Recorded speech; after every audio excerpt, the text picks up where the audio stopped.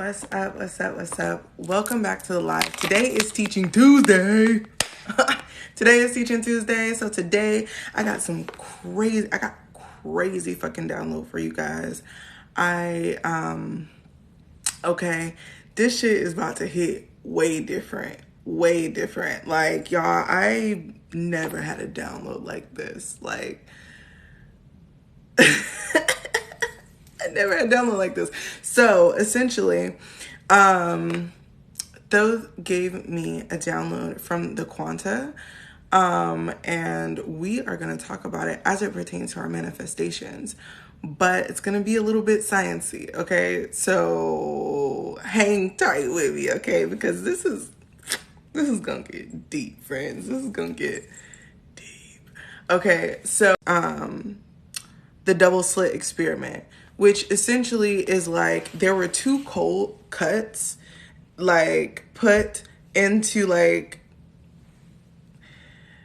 I'm going to describe this very arbitrarily, but there's like a box and then there's two cuts. They shine light into that and then you peer into it or you observe it, and it's supposed to show that, okay, there's light coming in from that way and there's a beam over there, but instead it creates a variable of light particles that tend to do like this. Like, so it tends to look kind of like that, but like guys, okay, work with me. I only had a pen. Okay. So when you are, so that's essentially the double slit experiment, in that essentially, even if you shoot small particles of light through this project, that you're going to create dots that end up with this same type of trajectory. So that is that, right? Then we're going to also be using string theory, which is essentially saying that, particles, like they took the idea of like subatomic particles and that they connect together to create strings that lay together. Like they're like strings wrapped together, like if you think about regular string, right? And those make up the fabric of reality, and those are our building blocks for reality. I am literally summing this up the best way I know how. So, because I don't want to go on forever about it, I just know that you need to know this so that you can catch this concept, because y'all. Okay, so now we're also going to get into entanglement. Pretty much everybody understands entanglement because it is the second law of the universe. And it's the first and second law of the universe together. And entanglement is basically like, if you create some type of variable, and like if you had a gift and you put this stuffed animal in this one and this stuffed animal in this one, if somebody did that and then gave you the two boxes, you have no idea which stuffed animal is in which box. And you can take that one box and move it across the entire universe. And the moment that you open this box, that box is basically, it's in a state of limbo, the stuff inside the box. So it can't be told either. It can't be told that what it is. It's in a state of where, like, I am this animal or I am this animal. And upon you opening the box, the other box is forced to decide what it is, right? And because that variable instantaneously, once it's opened, you know what's in there, then you know what's in the other box, right? And this is the way that they kind of explain it, but it's also like the way that as you pull stuff apart, you're like, oh, so if this means this, it has an opposite. So I know what that opposite is immediately, right? Once I have kind of understood how this works. Now, why did all of these things come together into one thing? I don't know, ask those. So today we're going to use an example. Okay, we're going to use this example, and I want y'all to stick with me because Teaching Tuesday is all about it's all about teaching y'all how these things apply to your life. And this is going to be, don't come for me, okay? So So we're going to take this example that a bird wants water, right? So I'm going to show you guys my notes so you can see, like, we have a lot of shit going on here, okay? But I want you to think the bird wants water. So when a bird has the intention, I'm thirsty, I want water. So immediately upon that intention being created, a certain amount of variables are created based on the trajectory in which the bird could travel to get the water. All of these variables exist in real time, but okay, we're gonna keep going. So all of these variables exist in real time. So I to kind of like condense this in, right? Because this can go like crazy, like expansive. So if the bird wants water, there's 3 ways that the bird can travel to the water. The bird can fly. The bird can, hey Uncler, how are you? The bird can fly, the bird can walk, and the bird can run, right? Those are 3 ways that the bird can get to the water source.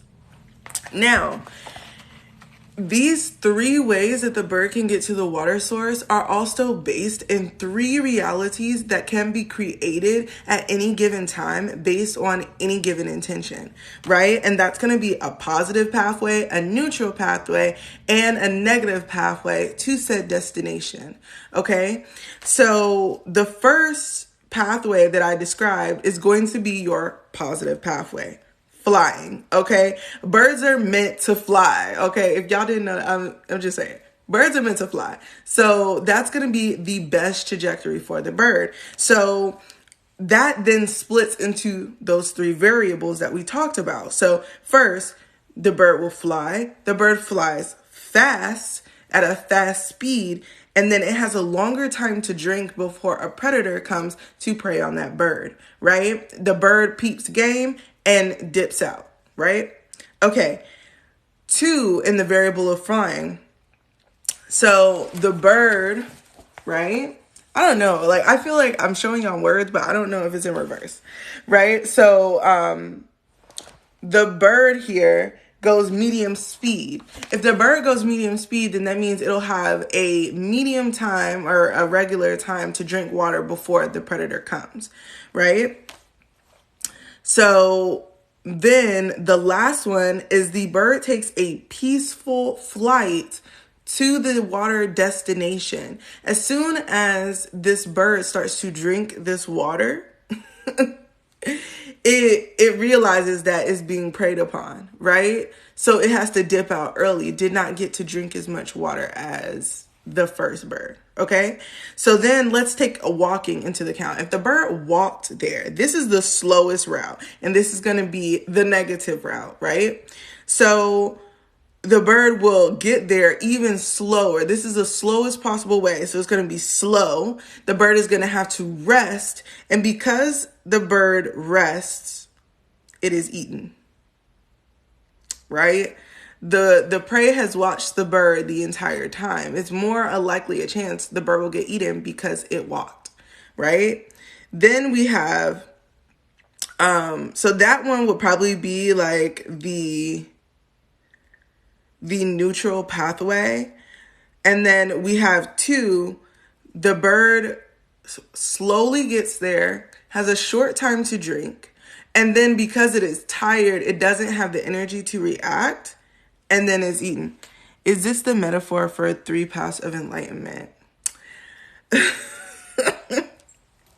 We're going somewhere with this. Look, I got this teaching with those. So kind of and kind of not. We're basing this on some scientific principles. I'm gonna ask. They'll say it can be taken that way, but not currently what we're talking about. Okay, so then 3, the bird is going to be eaten a short distance before it reaches the watering hole. Okay, so that's kind of like the bird makes it. That's the positive. It gets to drink, right? Then the bird rests, right? And then it gets eaten. Or the bird never makes it at all to that watering hole from the jump, right? It gets eaten earlier on. Good morning, Legendary. Okay, I am giving this talk though, so if you don't mind waiting till we're done, and then I will give you your reading, okay? Okay, so now we have if the bird runs. If the bird runs at a medium speed, because it can't run at a high speed, it's a fucking bird. So if a bird runs at a medium speed, it will almost get eaten, but it will have time to drink water, right? The second one would be the bird gets no water because by the time it gets to the watering hole, it almost gets eaten, but it's able to escape, right? And the third would be it didn't make it to the watering hole, period, right? So the thing is that as we're looking at this, we have to understand that this is a given variable. So I'm going to read this so you guys, okay, so when we talked about the double slit experiment, right, just now, and we talked about how you have these variables right here. So what you have to realize is that there is one variable that's always going to be the most strong. That's where most of the particles overlap. Now, we're going to relate this to our example. So when the bird flies, this is the most overlapped of all other variables, right? The bird walks on the end and the bird runs on the end. So these are these are less energetic balances, okay? So as I'm coming into this, okay, so the double slit is this is not a definition, guys. This applies to what we're talking about, okay? So is the variable to which the consciousness perceives any given trajectory and immediately upon acting is experiencing all given variables in all timelines at one time. It is all existing right then, right? So since all of these are existing right then, the one that has the most overlapped is the most informed intrinsically.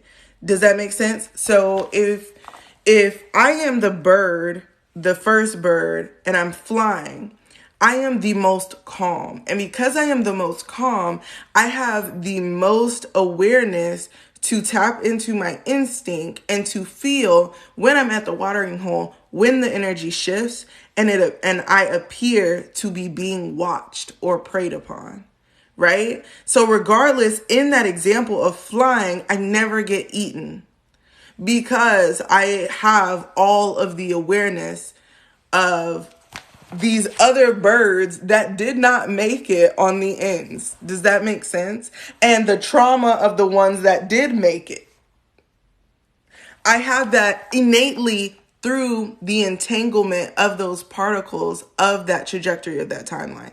Does that make sense? So it's not you like thinking about this. This happens completely as designed by the universe. So what this is to help you understand how you pick your own trajectory and understand this.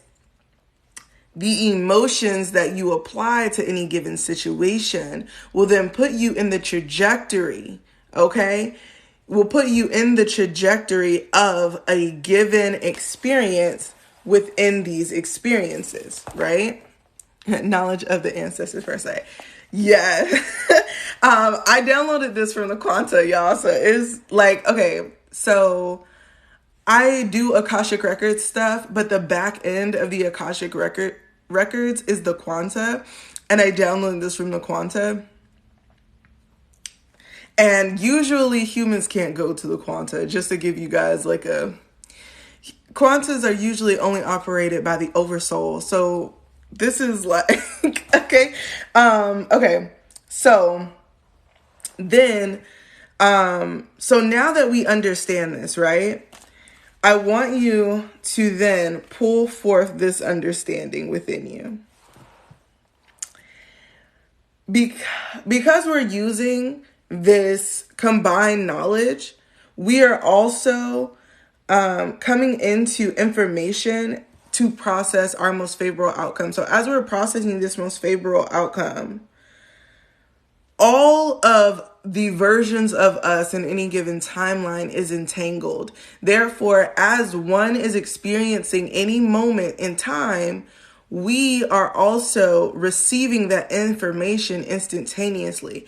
As versions of us died before reaching the water hole, we had that information instantaneously that we needed to be on high alert. And I want to give you guys an example because Spirit's telling me to shift the example so that it's more adjustable for you. So think about when you are, if you were leaving work, right? And it's late, but you have to walk to the subway. I want you to keep this thought idea in your mind, right? Once you set that intention, I'm going to go home now, and it's 9 o'clock, it's late, and I'm walking alone, right? There are a few different variables that's going to come about: a positive variable, a medium, and a negative variable. That positive variable is going to get you to the station as fast as possible in the most safest way possible so that you can get home. And one of those variables inside of that is that a friend will offer to take you home, right? Now, the second variable in that is going to be you are on the way to the train station and you get some type of inkling that you need to walk faster or run faster to get to the train, right? Or you're walking in a group of people in which you feel a little bit safer to get to the train. Got it? Okay. Now the third variable is that you are the only person on the road. You're the only person walking this trajectory. Nobody else from your job is going in the same direction as you. Therefore, you are alone. And now you have two trajectories in that timeline, in that third timeline, where you make it home, even though you got scared as shit, right? You made it home. That third variable in that third situation is that you either, i.e., get robbed, or two, you die. Okay. Now, this is a very extreme variable, but I want you to show that those are the possible outcomes. Those are the possible timelines. And each of those positive, neutral, and negative variables happen and also have their own third variable. Now, this can keep going, right? Because each of those three variables in that idea also have three variables. So as you move, the timeline continues to fracture.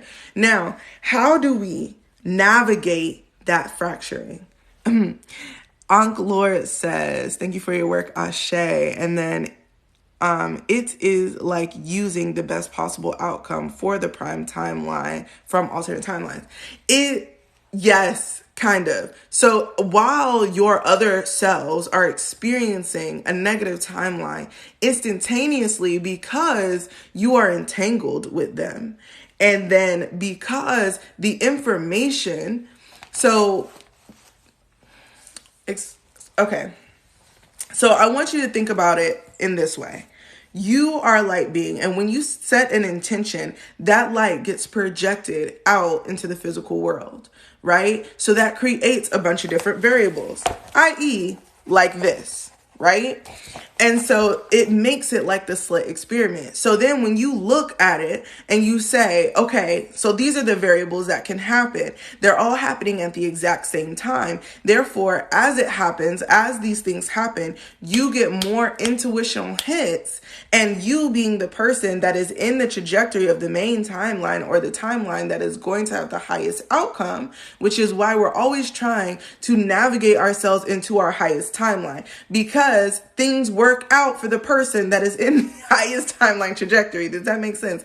So as you kind of get into that understanding, you're now going to have a different level of instinct, right? So this instinct or this intuition as humans have, right? So I wanted to give you guys, okay.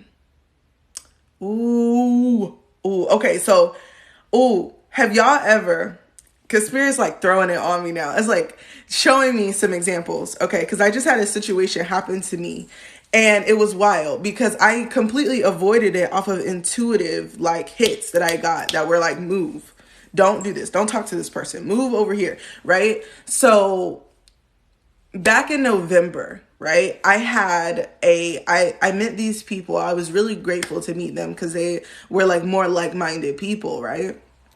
And so back in November, I met these people and we had been hanging out for a few months. Cool, right? There was a certain point in which Spirit told me, you need to pull back into hermit mode. And I was like, I just came out of hermit mode. And Spirit was like, no, you don't need to be over there. And I didn't understand. He was like, it's not a cutoff situation. With those talks to me, and he's like, it's not a cutoff situation, but I need you to reel back. So I was like, okay, I'm a reel back. And he was like, focus on this stuff that I'm giving you. So I was focusing on that. And then maybe like 2 days later, this guy calls me from the thing, and Spirit was like, don't tell him all of your information. So I was like, okay. But I thought, this guy, he's cool, right? He hangs out with the people I hang out with. And, he had a level of trust by association. So I just, I was very inquisitive about why he was asking me all these questions about myself. But I was just like, okay.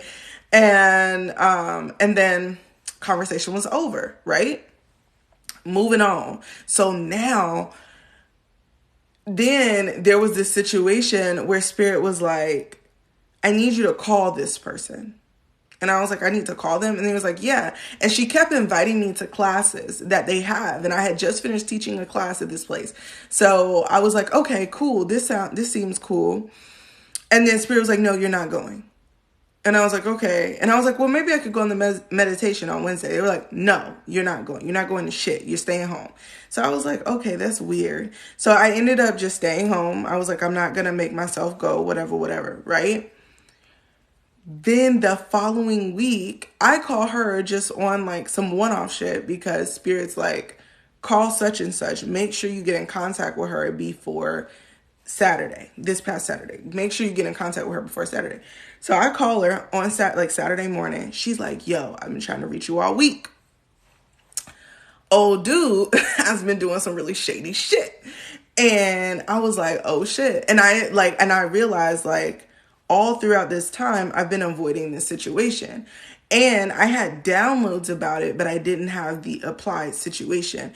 It was just like intuitively, it was like, don't talk to this person. Don't trust this person. Don't be alone with this person. You know what I'm saying? And I couldn't figure out like why I kept getting those hits. I was just like, I don't get, like, maybe I'm just being suspicious because he seemed like a nice old man, right? Not a nice old man. So all of this stuff kind of happened. And as it was happening, Thoth said to me, you avoided this situation by listening to your intuitive hits, right? And you moved yourself into the most highest timeline. So for some of you, I want you to think about those moments that you listen to your intuition. It could have been you set the intention to go to work, right? You set the intention to go to work. And then you said, as you were going to work, you got the intuitive hit that I need to take the street. And when you drove across the highway on the way to work to take the streetway, you saw that it was jam-locked traffic that wasn't on the GPS. So then you're like, ooh, dodged a bullet, right? Then you're on the streetway and you have this intuitive feeling, I need to make a left instead of going straight. I'm going to go around, I'm going to go this way. So you make a left, the GPS recalculates and takes you on a different trajectory. You then find out that there was a car accident on the way there, and you could have possibly been in that car accident because there was some traffic about a mile that was bumper to bumper, right? And 5 cars hit each other because one person just braked hard as fuck, right? So you're glad I don't have to wait in that, and I don't have to be in that situation. You avoided 2, right? So now you're out of the first 2 possible trajectories that could have went negatively for you. You still probably would have got to work. One, you would have been late as fuck. The second one, you would have been late, but you would have been all right, right? Now you're in this highest timeline. Regardless of what happens after this, you're making it to work early, right? So this is kind of like the idea. As you set the intention, there are multiple things that are going to happen in this trajectory. Now, because you are less, whenever you're able to maintain a lower level of stress, you're able to navigate these trajectories differently, right? So when you keep your stress level, just like the bird, you're able to then get into a different idea, a different intentionality of how to move. You get that instinctual, that intuition hit that something needs to be shifted, right? So the first bird that had the most favorable outcome flew fast and drank the longest, right? And it dipped out before it had any interaction with a predator because it felt the shift in the environment around it when the predator came to watch it, to stalk it. Does that make sense? So that's going to be the exact same for you. Anytime that something doesn't impress upon what it was supposed to, like as soon as something moves into your awareness that is not for your highest trajectory, you're going to shift away from it, or you're going to get the intuitive hit to move. Do you remember some bad shit happened to you and you were like, I knew some shit was going to happen because you got that intuitive hit? But what did you do? You ignored that shit. So what did you do? You experienced the second variable timeline. Now, the reason why I'm giving you guys this is because it's going to make sense as I bring it together, because you need to know how to navigate these intuitive timelines to then project yourself toward any given intention, any given macro intention. So we're talking about long-term manifestations, timeline shifts. And every single day, guys, you're moving into different timelines through every situation that you make, because you yourself are entangled through all particles. As you are moving with every single decision that you make, you create another variable, another 3 variables. Now, this is an example. You could be creating thousands of variables every time you make a decision, right? But we're not going there. Okay, so now, as we get into, so now you're able, now this is the way that it relates to string theory, because of all functions of each variable, they are all connected and therefore create a 4D model of entanglement. And that's honestly what string theory is. It's not called that, but that's what Tho told me. It was like, this is what entanglement looks like when it wraps together, when it becomes a cohesive, parallel reality. So when we think about, like, there are certain versions of us that all have similar trajectories, similar timelines, but made different decisions, right? And then there are alternate timelines. That means shit didn't happen in the same way.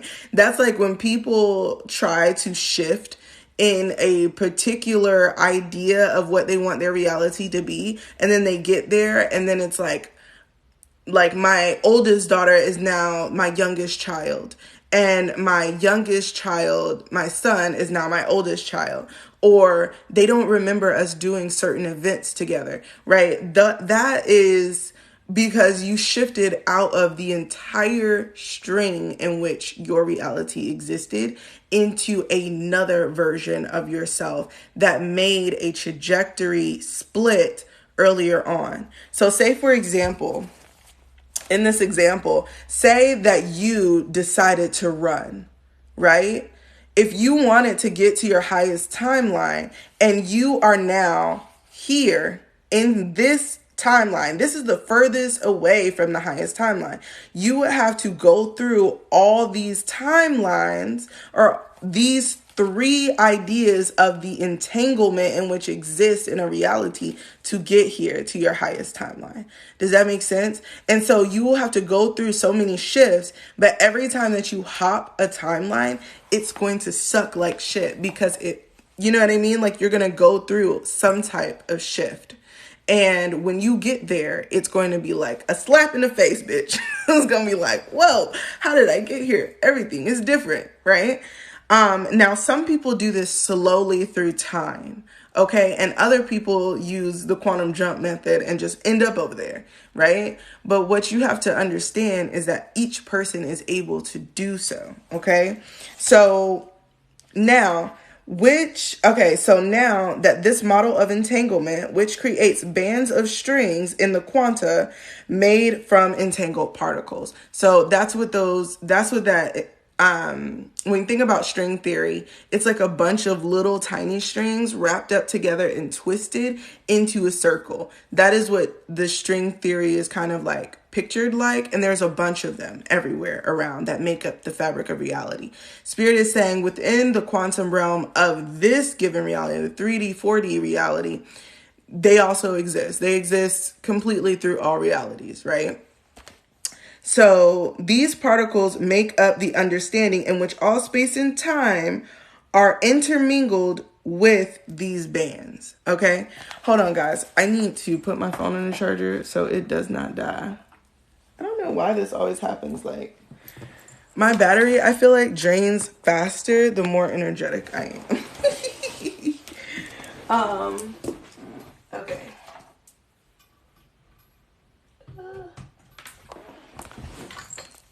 Okay, I got it.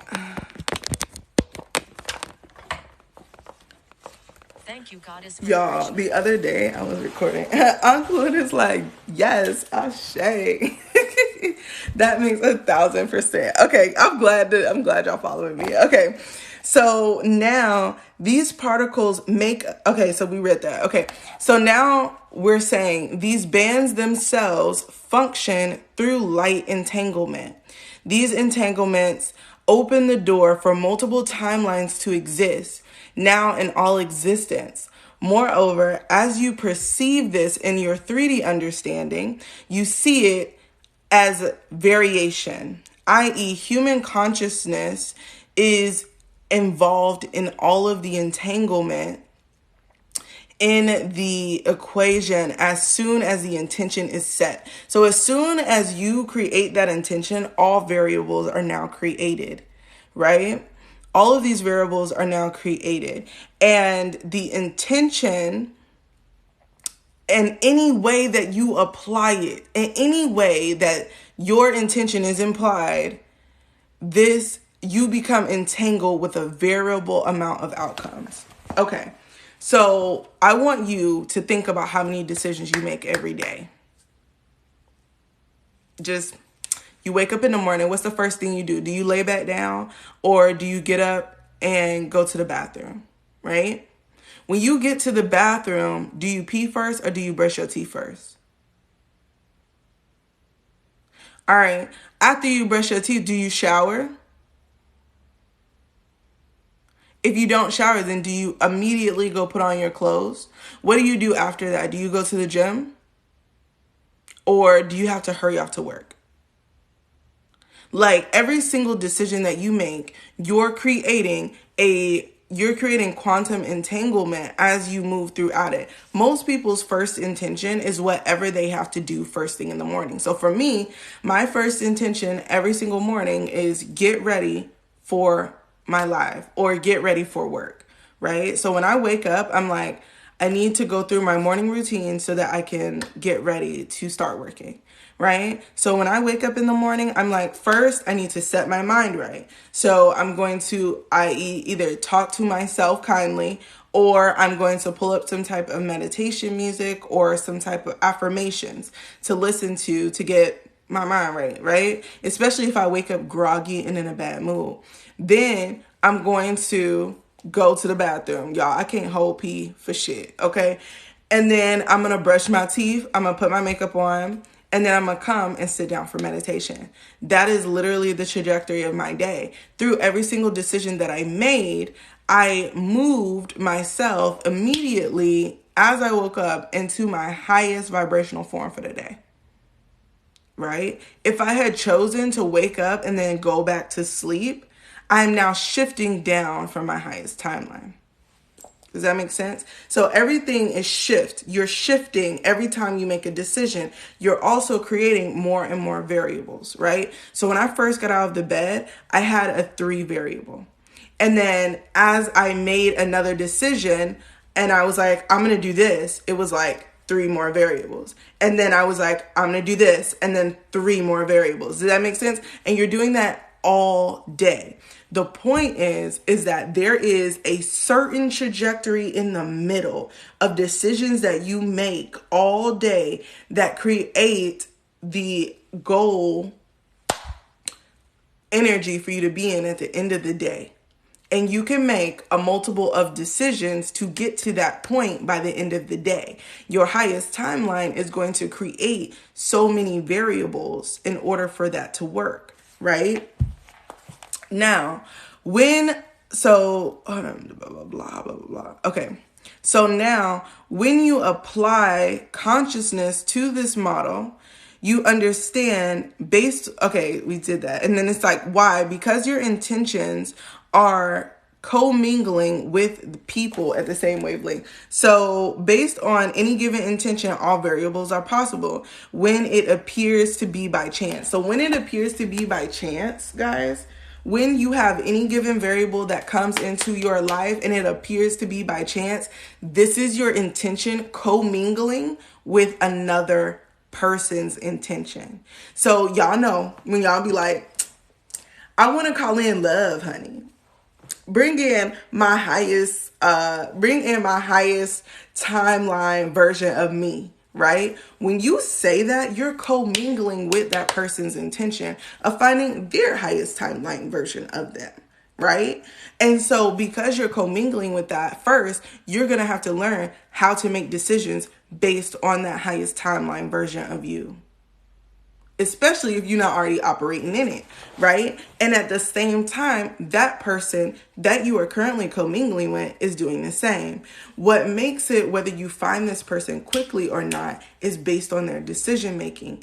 If they are making and you are making the perfect decisions to align you, you will meet sooner, right? But if our things that we need to learn before we meet each other so that we can make better decisions, and when we get together, we can stay on our same highest timeline, then we're going to take different avenues to then meet each other again. Does that make sense? So every time that you have some type of manifestation that includes other people, you're going to get so many intuitive hits on the way, and you need to listen to them, right? So like I launched my mystery school membership yesterday, and right after I launched it, I want to say it was like literally 8 o'clock. It was 8:18. Okay. It's 8:48 right now. That's so wild. So it was 8:18 and I got this intuitive hit that was like, Lauren, you need to change the price. And I was like, why? And Spirit was like, because Spirit was like, you need to change the price. And I thought that I was like channeling that, right? But it was really my higher self being like, look, this is your best trajectory timeline. Listen up. This is the price you're going to set it at. And then this is how we're going to function going forward instead of the way that you had initially planned. And I was like, why? And they were like, do it now. And then we'll tell you why. So I was like, okay. So I did it. And then I was like, what the fuck is going on? And they were basically like, we need to set you up for the highest timeline, right? So when you are looking at it and you're seeing your highest timeline, you also have to understand that you have to start making decisions like that. And that's why I'm always telling y'all, whatever your main intention is for the year, make decisions based on that trajectory. So if you say that you're going to be, Spirit's like, I was going to go a different way. Spirit says, say that you are going to level up in your business, right? Why is it always business with y'all? I was going to go somewhere different where they're like, go business. So if you say that at the end of the year that your business is going to be at a certain trajectory, right? You send out that particle of this is where I'm going to be, right? you currently have a particle within you that's like, I need to get back in touch with that other end of my particle, right? So now you are searching out for that counterpart particle, which is going to bring you to your goal. So now you're looking out into the world and you're making decisions. Now the point is that you don't get fucking distracted, right? So like the bird was walking, it's bound for the bird to get distracted. Ooh, there's a seed. Ooh, look, there's a worm. And it takes them a slow amount of time. Birds are already slow as fuck to get to the water source. But if the bird flew to the water source, there is no distractions, right? So you need to get away from the distractions. Those are creating unnecessary variables. Does that make sense? You want to keep all of your decisions based in trajectory with the variable in which you want to play out towards your goal. So I'll give you guys an example. For me, peace and ease is one of them. And when I find myself overworking, I'm like, okay, am I overworking because I need to make sure I hit a deadline and I waited too long? Or am I stressing myself out because because I'm distracted and procrastinating, right? So then I have to look at myself and be like, bitch, you procrastinating, wake your ass up. Okay, let's get to work. And now you created that pressure because you procrastinated. But instead, now you can start to lift that pressure by being diligent and consistent on that work. Does that make sense? So then you're able to be moving. Boom, boom, boom, boom, boom.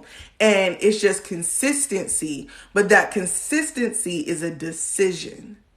It's a decision to look away and stop watching videos forever on TikTok and stop watching YouTube and stop letting other things distract you. People who really don't give a fuck about whatever the fuck you trying to do and try to make you do the shit that they want you to do. Them people are major distractions. Do you hear me? Those people are the type of distractions that will make you step out of all current trajectories in which you have set your intention and move in their trajectory, which is an issue because then you leave your own string. You leave your string for their string. And what's issue with that is that you can't do that. You're not allowed to share like that. So what's going to happen is karma is going to backhand your bitch ass back into your variables. Does that make sense? And that usually comes in through some tower moments. You know what I'm saying? You start realizing, oh, that person ain't for me. They not supporting me. Woo. Oh, I'm giving too much energy over here. And that's why this is suffering. Okay. But you got to see it so that you could be like, okay, this is why things aren't prospering in my life because my intention isn't here. It's over there. And I'm making their life better because my energy is over there. But if I want to make my life better, my energy needs to be over here. And I need to start making decisions for me and not for that. Does that make sense? So then you're able to be super, super, super focused. And when you get super focused and in alignment, you like a fucking sniper. Do you hear me? You shooting those shots and you're getting your marks. And you're getting your marks because you are in trajectory. Yes. Okay. I'm going to, I see so many comments going on. Okay. Swift Sway says, makes sense. JC Solomon says, yes. Z-Bond, the soul. Go ahead then. Okay. Swiftly Sway, distractions are super heavy, literally. Legendary Quita says literally, especially if you chose in spiritual attacks. Ashe. So when we are thinking about when we experience spiritual attacks, like spiritual attacks are when someone else is trying to enter into our string. They're jealous of the string that we have. Okay, they're jealous of that string and they're like, I want that. So what they try to do is they send you energy to move you out the way so that they can step into your trajectory instead of watching you, paying attention to the way that you do and then do it in their own life. They just want to take what you already have created, which is not required. The universe is not going to allow that shit. I'm just going to let you know. Even if they succeed in doing that shit, they are going to get backhanded back into their reality because they're not in their own quantum self. Okay, you have to stay in your quantum body. Does that make sense? So when you're shifting timelines, you're not shifting into other people, you're shifting into other versions of yourself. Does that make sense? So you're just moving your consciousness from self to self to self. When someone tries to put hate on you because they want to be you, the issue is that they're trying to move their consciousness into the conscious body that's already occupied, in which they cannot have because it is not a variable of their own trajectory. Does that make sense? So when you get hit by that shit, it sucks, but it ain't shit that they really can do except hate, because it's never gonna be theirs, because it's yours, period, right? Girl, I don't want no smoke, Spirit.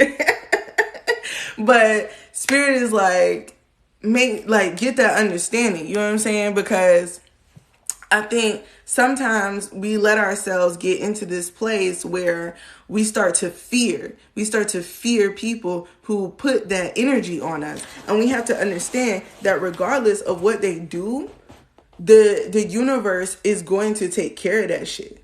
You heard me? The universe is going to take care of that shit. Number two, if they're outside of girl, I had a damn panic attack. I feel you. I've experienced some spiritual warfare. That shit ain't nothing to play with. You hear me? That shit ain't nothing to play with. But when you're going through it, you just have to be like, I send all this motherfucking shit back. Do you hear me? I will send some shit back. And if I send it back with Archangel Michael, he gonna slap him with the book. You heard me? Like, that shit dead. I don't know who you thought you were playing, but it's about to go down for you, friend. Like, no cap. And that's like super easy. That's like super easy. But at the same time, you still got to deal with the energy. And you have to understand that the energy itself is a part of the law of reciprocity, right? So when you get hit by the law of reciprocity, it's a learning lesson. So you need to understand that this is a lesson that you need in order to move forward. Because if that person is in your energy, it means your energy somewhere has a gap and you're being notified about your blind spot, right? That you're being notified by a blind spot.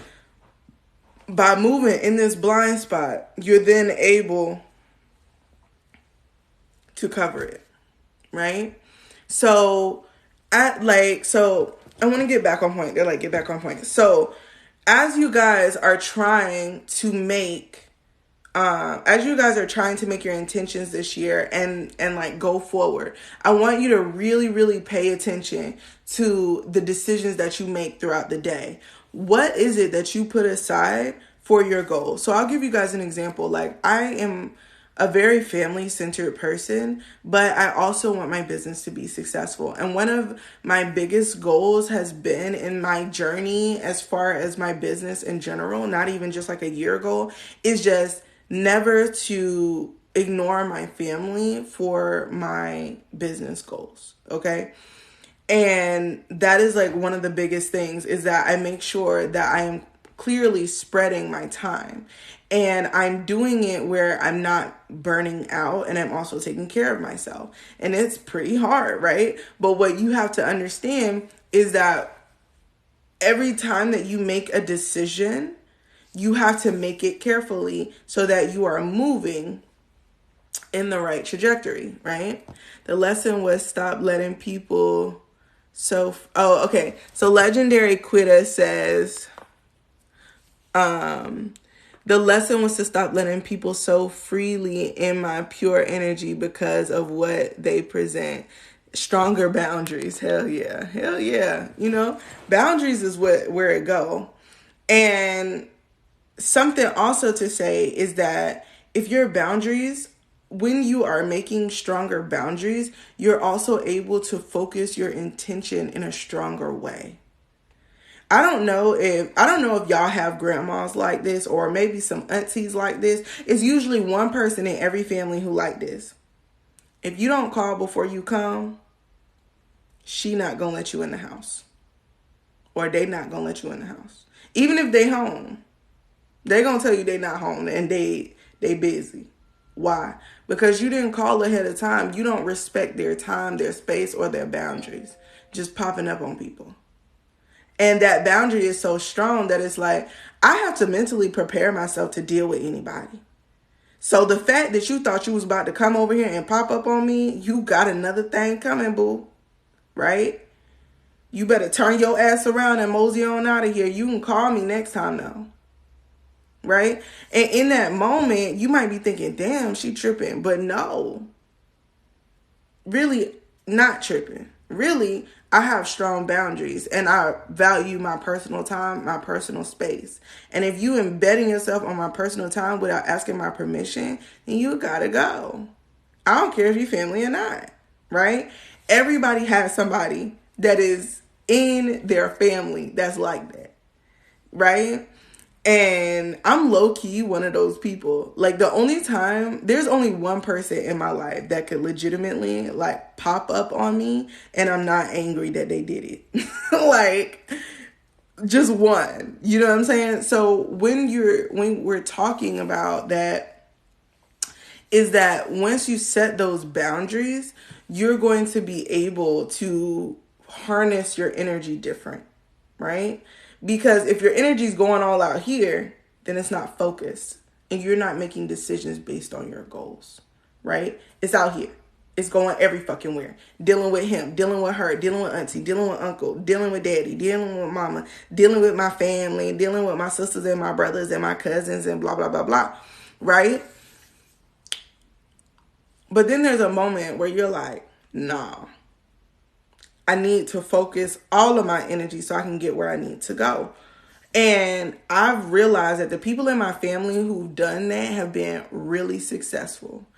And I couldn't understand, I was like, why are they so successful? And all these other people are struggling.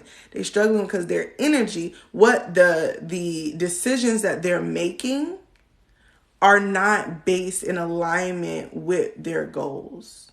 And a lot of them don't have goals. So they operating in somebody else's intention. You know what I'm saying? So they're not even in their timeline. That's why they life going to shit. They life going to shit because they have decided to put their timeline, their quanta on rest mode. While they over here putting all their energy into their mama's intention. Right? Swift Sway says, my problem is having a big heart. Is having a big heart and that inner child really wants to be hid from the world. What I would say is that more than likely you have a big heart, but you've been hurt a lot. So the inner child wants to protect itself to be hidden from the world. Inner childs are like children in general. When we think about children, want to be around people and want to interact with people, but when they feel like it's not safe, they'll turn away and they'll like kind of introspect and shift inside because they don't want to, like, you know what I'm saying? They don't want to go through that. Legendary quitter, my family is karmic. Girl, I already know my family karmic too. I know how that is. Okay. Uncle Lord. So when we assist people, we are helping them get to their highest timeline. When you assist people and it's in alignment, you are helping them because they intended to get to a certain trajectory. You are going in the similar direction. It doesn't mean y'all going to the same place. It means at some point in time, y'all are either going to be walking side by side or crossing paths, which means that you can help this person when y'all are clearly in a given space together. But then that's why you will have people come into your life and they'll be there, they'll be cool as fuck, and then all of a sudden they'll just dip. They'll ghost you. It'll be some type of situation that's created to make y'all like stop fucking around with each other. You know what I'm saying? Swift Sway says, that's the world we live in. For real. Legendary quitter. I do want to get my reading done. Do my morning routine. Do you know what time you'll be ready? I'll come back. So if you come back in 30 minutes, it should be good. Because right now I'm answering questions. I usually do that for 30 minutes. And if not, if I don't get you before I get off, I'll refund you. I won't take your money, girl. You could come back when I come back on Thursday if it's an issue. So go do what you gotta do. I'll be here. Okay. Thank you for following. Okay, Ashe. Okay. Good morning, Rosa. How are you? Y'all, what the heck just happened? Okay. I gotta make sure I put my stuff back together. So when we help other people, it has to be in alignment with what we're doing. If you're doing something and you're doing it out of frustration and anger, like you're like, and like you're frustrated, that is a sign that you shouldn't be doing that. That you're doing something out of alignment with what you want, with where you want to go. Does that make sense? And you gotta get out of that, right? You gotta get out of that. You gotta get to a place where you understand, for a fact of the matter, it's really, what? It's really 9:05. Yes, I know.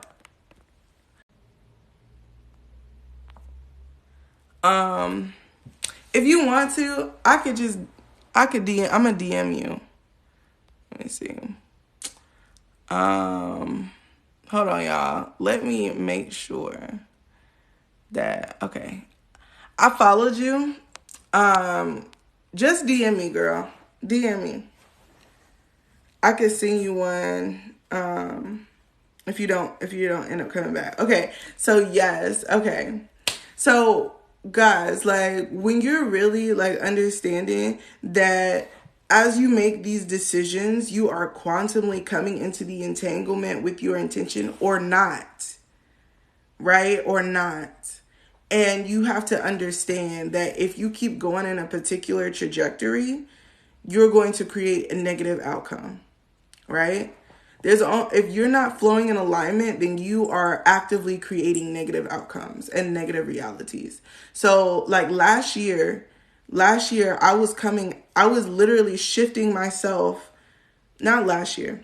Last year was 2022. So in 2021, I was shifting myself out of negative timelines based on focusing on other people. And I would put all of my energy into other people. And I wouldn't put energy into myself and what I was creating. Therefore, everything that I was personally doing was on autopilot. It was on slow burn because my intention wasn't in it and my actions weren't in it as much as my energy was over there. Does that make sense? So I had to shift everything that I was doing into the same trajectory and start making decisions based on exactly what I want and putting myself on, like putting my guardrails up, okay, my boundaries, and then being like, bitch, if you hit a rail, you know that you're going too far. Bring your ass back over here in the middle. You know what I'm saying? And that's and I had to keep shifting myself and ignore the tendencies of needing to people please, of needing to do this and that for somebody else, right? I had to ignore that stuff and be like, okay, I am shifting myself. I'm redirecting myself. I'm reprogramming myself to fit into this trajectory, to move into my intention so that every variable in which is available to me is a variable that is going to create my ideal outcome, even if I don't like the results.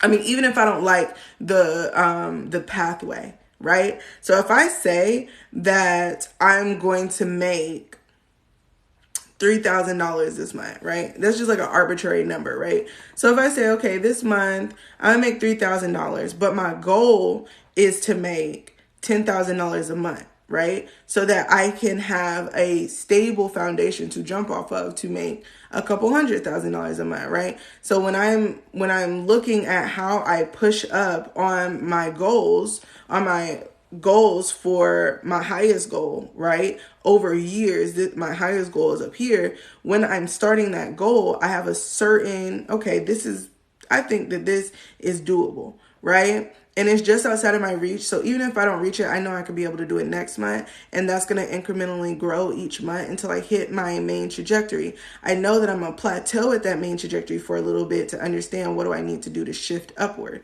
right? So when I'm thinking about my trajectory, I'm also creating the outcomes in which are most desirable for me. So when my intuition says, Lauren, shift this way, I got to shift, even if I don't like shifting. Does that make sense?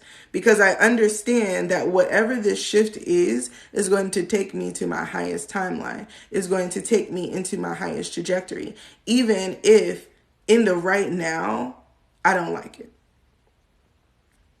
And I will tell my spirit team that all the fucking time. I'll be like, I'm going to do it. I don't like this shit though. I'll be like, I don't like this shit though. And spirit will tell me, they'll be like, look, you called us, you asked us to do this. And I'll be like, but I set my intention based on this. And they'll be like, we don't give a fuck about that. You asked us for a destination and we're going to provide that destination. Granted, you move the fuck out the way and do what we tell you to do, right? So then you just move. Just move. It's like when your mama tell you to go wash the dishes, even though you're watching TV and you're like, I don't want to do that. Nigga, go get up and wash the dishes or it's going to be a problem, right? And all of us know that. When you was living with your mama or your daddy or whoever you was living with and they told you to go do a chore, if you didn't get your ass up and do that shit, it's about to rot. It's about to be a problem, okay? So when we're with spirit and spirit or our intuition, our higher self tells us move like this, bitch, get your ass up and fucking move. Because your spirit team is always here to help you access your highest timeline. They're always here to help you access your highest timeline.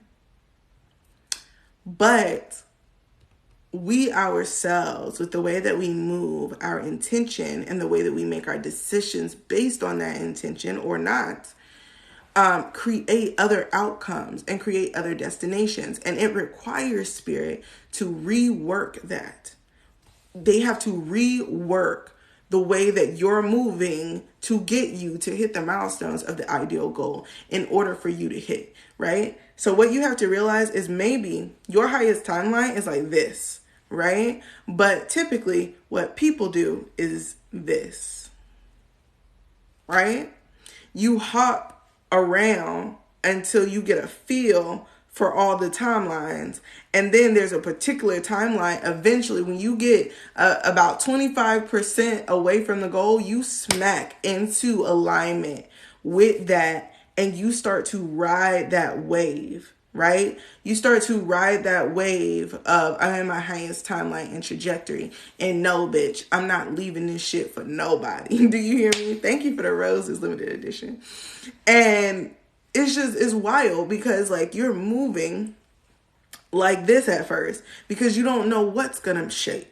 But once you start learning what shakes, you realize, okay, this timeline ain't shit. That creates some fucked up shit in my life. This timeline I ain't, but I can do better. And when I'm over here making decisions like this, bitch, this is it right here. This is it. When you have those moments like, yes, honey, you're in your highest timeline. To maintain it, you need to continue to make decisions that will continue to procreate that feeling. Feeling is letting you know where you're at. If you're feeling sad, you need to start making different decisions. Okay? In your life, you need to start making different decisions. Okay? Because if you're sad, depressed, angry, traumatized, unhealed, blah, blah, blah, blah, blah, blah, blah, right? You're creating a trajectory in which is not going where you want it to go. Right? You have to start making these shifts. You have to start healing. You have to start changing your habits. You have to start dealing with this and this and this. And then you click into place. And then now you're stuck in the guardrail of your highest reality. So anyway, you're flying. At first, when you start, you're going to be walking sometimes. You're going to be running sometimes. You're going to be flying sometimes. You're going to be switching between all of them until you get to your place, right? But the closer and closer you get, it becomes more and more aware to you that running and walking don't make fucking sense, right? Because that's putting you in a vulnerable place. So what do? You get rid of them. Okay? Okay? You get rid of them. You like, I'm not operating with my consciousness in these two timelines. In these two fundamental places, I'm going to operate in this quanta. Now I am completely entangled with this. And I'm going to move in this, period. And when you get that type of mindset, now every single decision that I make is confirmed and moved. And now I am in a trajectory. Whether I am in the first, second, or third pathway within that trajectory, I am still in trajectory and I'm still in alignment with my highest timeline. Does that make sense? And you will jump back and forth until you reach that closest to your goal and you'll lock into place. Once you hit your goal, and you're in that highest timeline, you're going to maintain that timeline for a minimum of 6 months. A minimum. Thank you for subscribing. But you're going to hit that timeline for a minimum of 6 months, right? And then once you hit that timeline for a minimum of 6 months, you're going to learn every single thing that you need to go for your next intention. The first 3 months, you're going to understand you're going to enjoy yourself. You're going to be like, oh yes, honey. I'm so glad to be here. I'm celebrating. I'm maintaining, honey. Those next 3 months are going to be, so where am I going next? Right? Where am I going next? And what do I need to learn before I'm on my way? That is what you do on the last 3 months. Those last 3 months will get your ass together. Do you hear me? They will get your ass together. You're going to learn some shit. You're going to go through a couple situationships, friendships or otherwise, situationships. Okay, you're going to be like, I ain't dealing with people like that. Ooh, no, that's not for me. You know what I mean? Ooh, you get a job. You be like, this is not for me. Moving on. And each time you are learning something in those 3 months. Once you have learned all that you can, and you're going to come across different spiritual information, physical information, scientific information, life experience, i.e. wisdom information, okay, that you can apply this intellectual information into your life. And then as soon as you have enough, you're going to get your ass up. And you're going to start moving toward your highest timeline. Through moving through your highest timeline, you're going to be able to elevate in a different way. Does that make sense? Up, and then you're going to be able to go up, and then you're going to see right here. This is where I want to go. That's my goal over there. I'm going this way. And you just going to keep going that way. Now, your highest timeline in this intention might shift. So, right, your highest timeline in this intention, when you rise up, you might not be in alignment with the highest timeline for that intention. So that means you're going to have to shift. And a lot of people at the beginning of any growth season immediately get hit with a tower moment. And those are people who somewhere in your intention, you are not aligned to it, so much so that you might create a negative pathway. So what Spirit does from the jump is create a tower moment so that you can address that right away, so that you don't create that negative, from jump negative outcome. We don't want that. We want to try to stay on our highest timeline for the highest amount of time before splitting off, because then we're in that same trajectory, right? Now, some people, for example, when they set their New Year's intention, they be like, bitch, I'm going to lose 60 pounds this year. I'm going to be tight with a flat stomach. Even though it took them 30 years to gain that big old stomach, right? If it took you 30 years, you really think that it's going to take you 12 months? That don't make sense. That don't make sense. That don't make sense. But when they have those kind of goals, their entire self is not in alignment with that intention entirely. your habits, your coping mechanisms, your trauma, okay? The things that you say you gonna do and don't follow up on, the procrastination, honey. All of that stuff is in alignment with the different self, right? Hold on, y'all. I gotta wake up my partner. He said the trash people come today. Baby, wake up. I forgot. It's 9:19.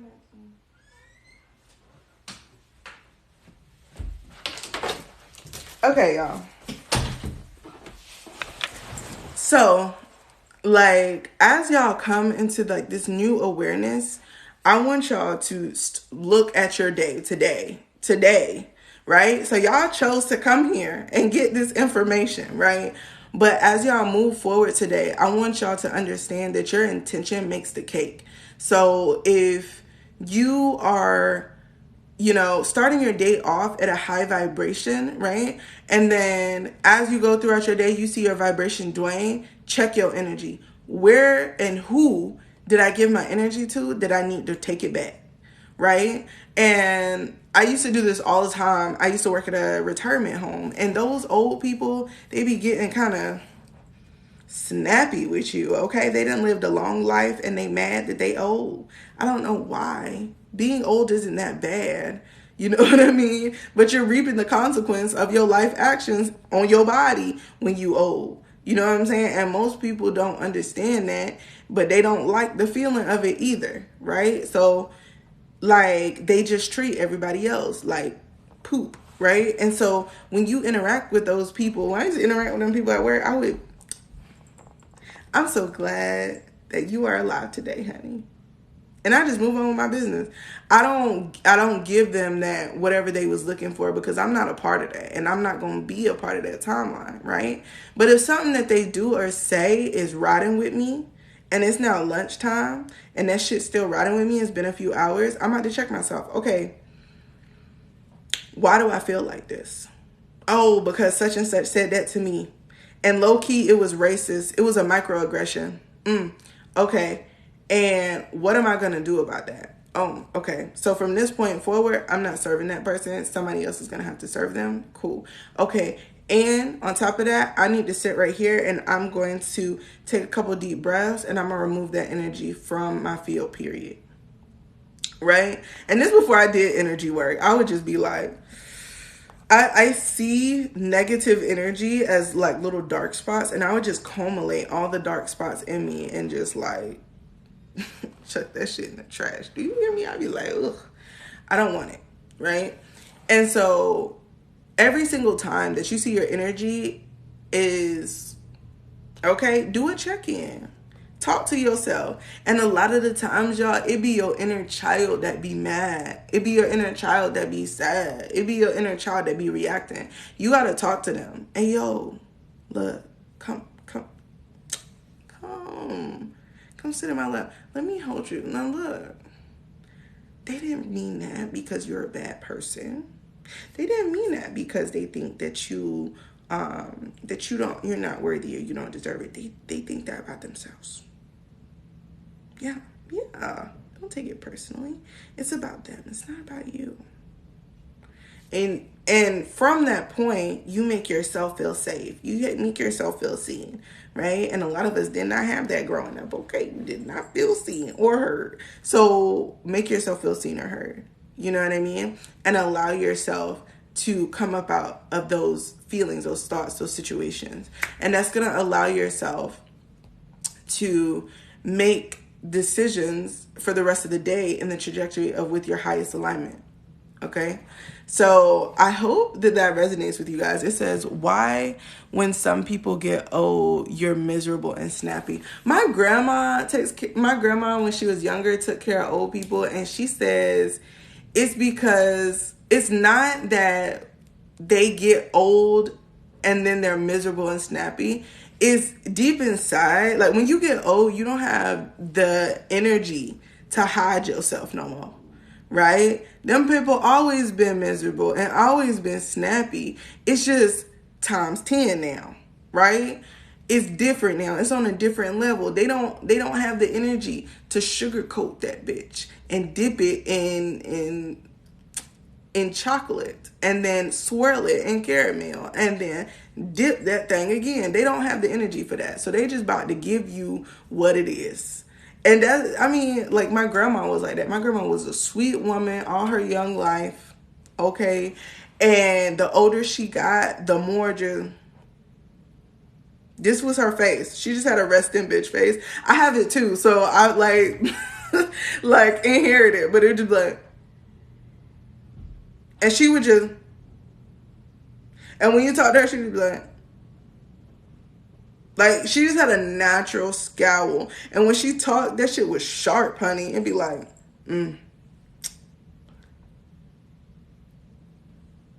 Like most of her interactions were nonverbal. And then when she talked, it's just like, doop, doop. Doop, doop, doop. You know what I mean? Like, to the point. I don't have time. And what I realized is like over time, my grandma was such a nice person. She was so sweet, but she dealt with a lot of pain. And so she didn't like talking about it. So when she had interactions, that shit was, it was snappy and short. You know what I'm saying? Like you didn't want to ask her question. For real. You like, But when I did ask my grandma a question, like she laid that wisdom, like, boom. I ain't gonna waste no time on you. I ain't gonna waste no time, baby. Beating around the bush. Here it is. Take it. I hope you apply. Like, straight like that. So it's like, when you see, and old people are really like, they done lived a life. Okay? And some of them did not live a life. They had a life. They didn't live it.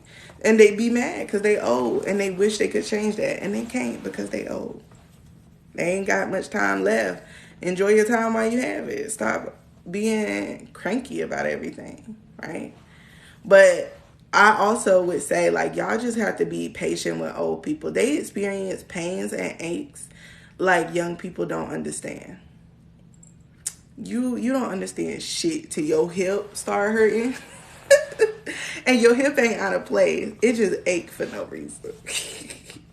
When your knee pop all the time for no reason and you can't bend your knee, like how I'm sitting right now, like I have my knee like squinched, you know what I mean? Like at a certain age, like some people can't even sit like that. You know what I'm saying? Like some people can barely stand up straight. And that is like a hard reality to understand. Is like your body don't do what you say because it was treated badly and now it treats you the way it really feels. It's like mercy, but like your body. It's like your body is playing mercy with you when you old. So treat your body good. Treat your body good, y'all. Because you will feel it at some point. My dad always used to say that. He'd be like, depending on how you treat your body, you're going to feel it. So what you want to feel. But yeah, y'all, I hope that this has resonated. If y'all have some more questions, put them down in the comments. This was like fire. Like I love this explanation, y'all, because like Spirit gave me a download maybe like 6 months ago on this same idea. I think I had related it to quantum jumping, but all of the things that Spirit had gave me, I couldn't ground it into a teaching. Like I was like, I don't get it. And then they had to really break it down for me, y'all, because when you are trying to like get to your highest timeline, it's not just manifestation. No matter how much people want to like glamorize manifestation, like it's not just manifestation. Manifestation is just the outcome of an intention. When you are trying to create a lifestyle around living a certain version of yourself, it's more than that. And it's harder on your shifts, right? It's not hard as to say like you're going to struggle, but it's hard because you have to shift. And if you're not willing to shift, you're not going to be able to maintain that. Like, it's the same as if you quantum jumped into a timeline in which you were already successful, that you already had stuff happening, but you didn't have the vibration, the skills to maintain that timeline. What good is it to you? What good is you reaching that goal if you can't maintain it when you get there? You have to be able to maintain it. And that's the entire point. No matter when you timeline shift, you're timeline shifting into versions of you that have a higher development of a skill that you have. But you still have the skill. And it's still, you're able to put it to use easier because certain parts of you have already healed. That's what you need to understand. And most people shift slow. So if you shift slow, that means you're going to have to heal too in between the shifts. So you're going to have to heal. Like, don't skip on the healing, okay? Because if you get to, say, for example, right now, you're making like a minimum of like 60,000 a year. And right now in this climate, that's nothing.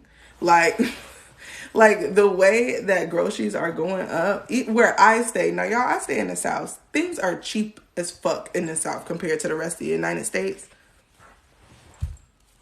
Okay, prices is high as fuck everywhere, right? And so when we're thinking about that, and if you were just getting by before, and now you're like, I need to make some more money. So now you're shooting from $60,000 a year to an increase of $40,000 a year, so you can make $100,000 a year and at least have some headroom. Okay, cool. So I'm going to shoot for that trajectory. But if I don't have, every time that I shift into a timeline, I'm gaining new skills. I'm gaining new information. I'm gaining new understandings of what it takes to really get to 100K a year, right? And when I get to 100K a year, I'm going to meet people who are making double the amount of money that I'm making, depending on what area you're in, right? So if you're working corporate, you'll see the salary or the yearly annual salary increase. And then that will show you have the awareness to attain that new goal. But if you're somebody who maybe is an entrepreneur, your goal set is a little bit different. So you might be thinking monthly, right? Like every month from this point forward, I want to make 20,000. I want to make 30,000. When you get to about 30,000 a month, you start to meet people who are making hundreds of thousands of dollars every single month. Not just in their business, but money that they could easily take home if they weren't reinvesting it into their business. Does that make sense? And now that you've seen that trajectory and you start to hang around those people, you start to pick up on all the stuff that they have to offer you. And so because you do that and because you gain those skills and that information, it then makes you more available to then have an exponential increase in that business, right? So then you have an exponential year and your business increases 3-4 times fold. Now you're one of those people, right? And the more and more that you are elevating, the more and more you will come into alignment with other people who are doing better than you. And it's not nothing to be like throw shade about. You need to be grateful that you're even in the trajectory of these people, because the fact that you're in the trajectory of them is just fully enablement that you can achieve it. Does that make sense? So like if you yourself are in alignment with somebody that's making $1 million a year, right? $2-3 million a year. That means that existence is available to you, but you're going to have to make a lot of shifts to do it, because maybe you just make a couple $100,000 a year and that's good and you're comfortable there. What would you actually have to shift to get to a couple million a year, right? And it creates a new conscious awareness, a new call for wisdom, a new understanding, right? I don't know if Shawty came back, but I'm definitely ready for a reading. I'm gonna wait a little bit longer. But does that make sense to everybody? Because, like, I want to make sure that you guys are getting the full understanding and the full awareness of what spirit has for you, and that you don't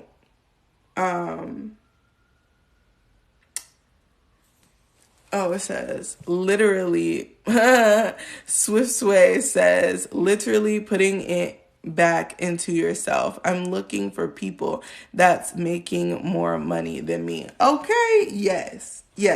One thing that I had to realize for myself is that for a very long time I was a big fish in a small pond, and it wasn't serving me. Like, sometimes if you're a big fish in a small pond, it will serve you to a point where you can become an even bigger fish. And then as you move into the next pond, you're still a big fish. You're just swimming with bigger fish. Does that make sense? Like, but until that point, like when I got to that point, I was like, oh, hell no, I need to swim with bigger fish than me. Like, the fish that I need to swim with need to be incrementally big enough that they can't swallow me. But I need to be able to, like, you know what I'm saying? Like, we need to be friends and swim together. Do you understand me? I need to know your mannerisms, okay? Ashe. Yes, makes sense. Okay, cool. So, like, as you guys shift into things, just know circles are going to change. Your friends going to change. Your life going to change, etc., etc. But you got to be the one making the decisions in alignment with your goal, right? Y'all, every single day, I have to understand that I have to be in alignment with my goal. But I also have to remember that part of my goal is peace and ease. So I gotta make sure that I take care of myself and then I go to sleep, right? So last night I had to make a choice because I love myself, but I had to make a choice, right? So yesterday, as I bought some groceries, I was putting them up in the house, right? And I broke my nail. I was so mad. Like, look how short it is compared. Like, I broke my nail. And so I was like, this is some bullshit. Now, I was like, okay, well, tomorrow I could just go on live and then I will fix my nail later. And then this nail broke. Oh, y'all, that shit sent me for a loop because I like my pinkies. Like, if all of my nails are short, my pinky nail has to be perfect. I don't know what that shit. I don't know why. I think because usually I hold my hands like this. It's just a natural position for my hands to be in. My pinkies sit out. So they're so much more noticeable. And I'll notice it. Like, I'll just notice it not being perfect. I can't explain this to y'all. So I was like, oh, hell no. And then Spirit was like, well, Lo, you have to make a decision. So I was like, okay, I'm going to make the decision to do my nail right now. Like, I was just like, it needs to get done. So I sat up and I was like, I'm going to spend the next 2 hours fixing my nail. I had to take all the nail polish off. And then I had to, because I gave myself a fill-in. So I had to do it over because basically all of this came off. And then my nail itself was like, it was really long. So it was like maybe this much longer. And it like broke off. So I had to sit down and do my nail. And I'm like, bitch, I'm tired. And my inner self was like, but I love you because look, our nails are pretty again. You're the shit. And I'm just like, oh my God, I'm so tired. And y'all, but it was totally worth it because now I don't wake up looking at my nail and like being mad and being cranky and being anxious. So in that moment, I made the decision that my peace was more important than my sleep. Does that make sense? Now, that was a decision based on my own goals. That's not going to be a decision that other people will make. If your decision for yourself is to make sure that you get good sleep because you don't never get good sleep and this is your goal, then you're going to choose sleep. And I'm going to do my nail in the morning, right? So it's basically the same energy, okay? You just need to lock that in. Where is my iPad? Okay, I got you. I'm gonna do your reading in just a second. So, so like, because I decided, okay, I'm gonna care for myself, and I got a bunch of shit to do today, y'all. Like I told y'all, I launched a membership yesterday. So I've been like working on editing videos, putting out content across pretty much all of my platforms. And I forgot to tell y'all. So, oh my gosh, I forgot to get her username. So Mora, um, I'm gonna find her username, y'all, and I'm gonna make a video about it today. But me and Mora are having a live next Tuesday at 6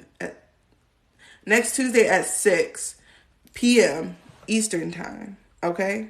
Hey girl. Okay, I'm gonna do your reading, and then Empress, I have you too. So like once I have that understanding, you know what I mean, then I just go ahead and I get my shit done. Like I'm like, okay, well tomorrow I got a bunch of shit to do. Of course I'm gonna fix my nail. I'm gonna catch a nap tomorrow too, right? But that's that understanding. So I just want y'all to click back in. You know what I'm saying? Okay, so what is your question, Legendary Quita? And I just want you to know, Empress Lioness, I got you. But Legendary Quita left about maybe like 30 minutes ago, 30, 40 minutes ago, but she wanted to get her reading. Like, if you don't have a question, it's okay. I'll just give you general, but I know like some people come with a particular trajectory. Like, they're like, I want to know about this. That is not it. Here, Essie. Come on, baby. Oh, okay. Okay, cool, Linus. Okay, so let me grab my crystal ball and then I'm gonna get with you.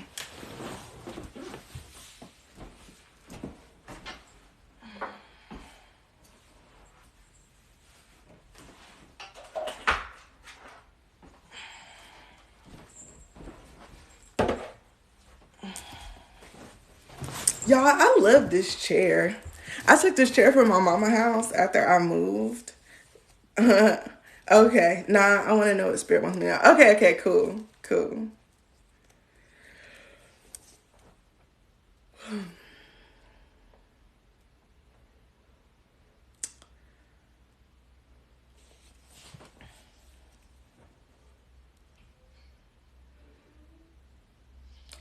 Michael, can you connect me, please, with Legendary Quita, please?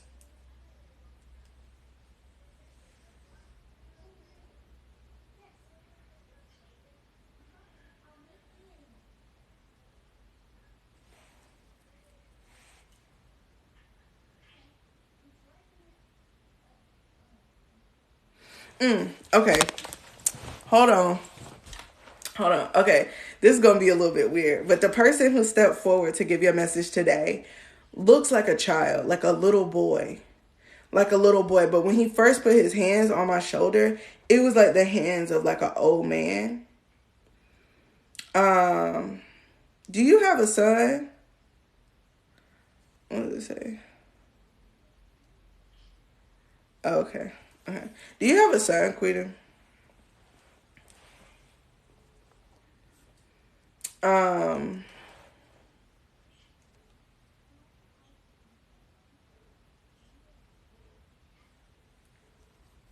no, I have a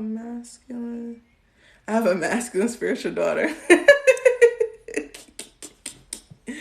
um, like I just, yeah, because I see him like a small child, but I see like a, also like an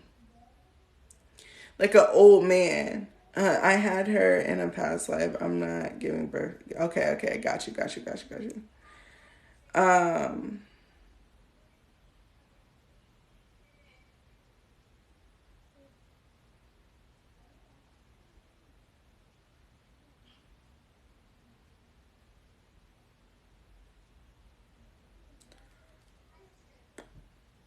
okay. Oh, okay. This is a little bit strange. This is a little bit strange. Okay.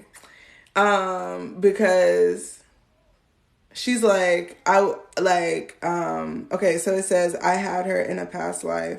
I'm not her birth giver. I'm her mother. Okay, got you.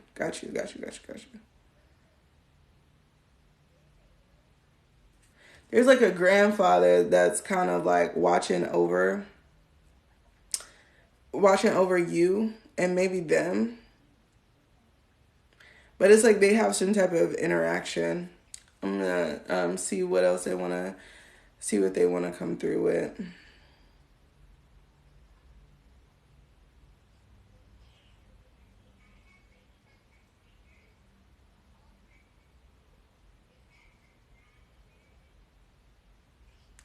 So they want you to make sure that you create really good boundaries. In general, just really good boundaries. You obsess a lot. And spirit is saying like stop obsessing or over giving your energy when it's not required, right? Because I find like they're saying like some situations don't require you or your energy. Like they require your wisdom, if that makes sense. So it's like sometimes you insert yourself into a situation because you want to help, but it's unnecessary for you to insert yourself. What you need to do is give the advice and then step back and watch. And if they ask for more help, offer your help and your energy and your wisdom if it's required, right? They're saying you're too quick to offer your assistance. And because of that, it burns out your energy. And if you do that with too many people, like you personally get burnt out. And they want you not to do that this year. You have a lot of big goals and they're going to require some good work, okay?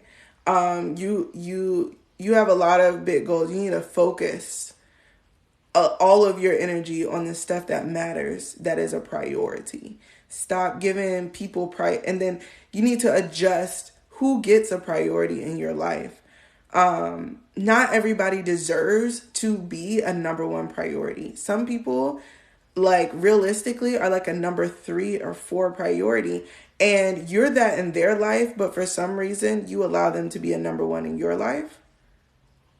Like if you're going through a crisis, like this person would make you wait, right? It's a NASA. It's NASA. But you need to stop putting them ahead of time. Like and it's just because that's what you would want, but you have to realize that not everybody is going to be like you, not everybody is you. And so you need to accurately see what it is that you need to do and offer your wisdom. But they're really just saying like stop giving this person energy. They said they've warned you twice already, and if you keep giving this person your energy, especially now at the top of the year. Now, something you should know about our current calendar year is our year here is designed to, like, the way that it's designed as far as how energy works in the universe, it's designed for the first quarter of the year to be contemplating.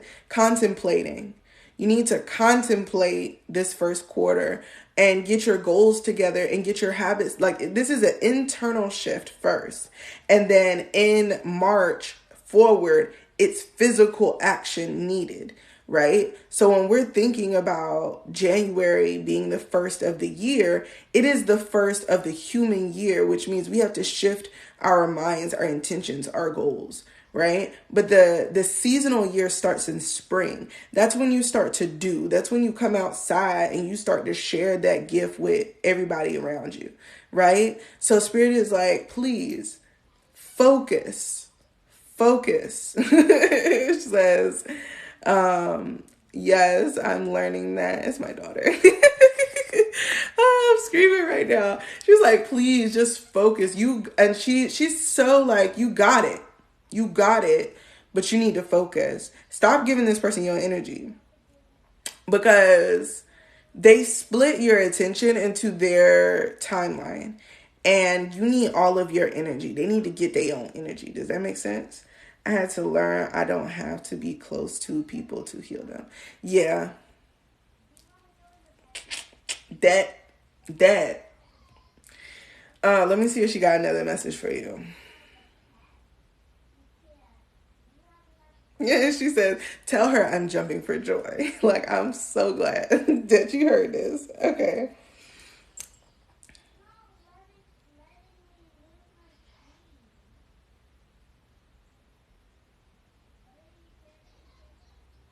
So also, you might not like this one. I don't know if you like eat dairy. It says I have to heal attachment issues. That takes a little bit of time. The best thing to do is to first address your coping mechanisms and your triggers so that you can kind of stick with it. And you can first address the coping mechanisms and your triggers first. Then it'll be easier for you to heal your attachment issues because you won't fall back into old patterns. Okay, so now she wants to talk about your diet. And she's saying, please, I don't know if you drink milk or eat dairy in general, but she's like, please stop. And she's like, OMG, blah, blah, blah. I know, nurture my body. She's like, stop eating dairy. Like, you need, like, especially milk in particular. It makes you have flu symptoms. And you keep thinking, like, I don't know if you have like a cough or it's like sometimes like your throat get itchy and your nose, but it's like when you consume more specifically oh my God, whole milk, cheese. Yes. She's like, cut it.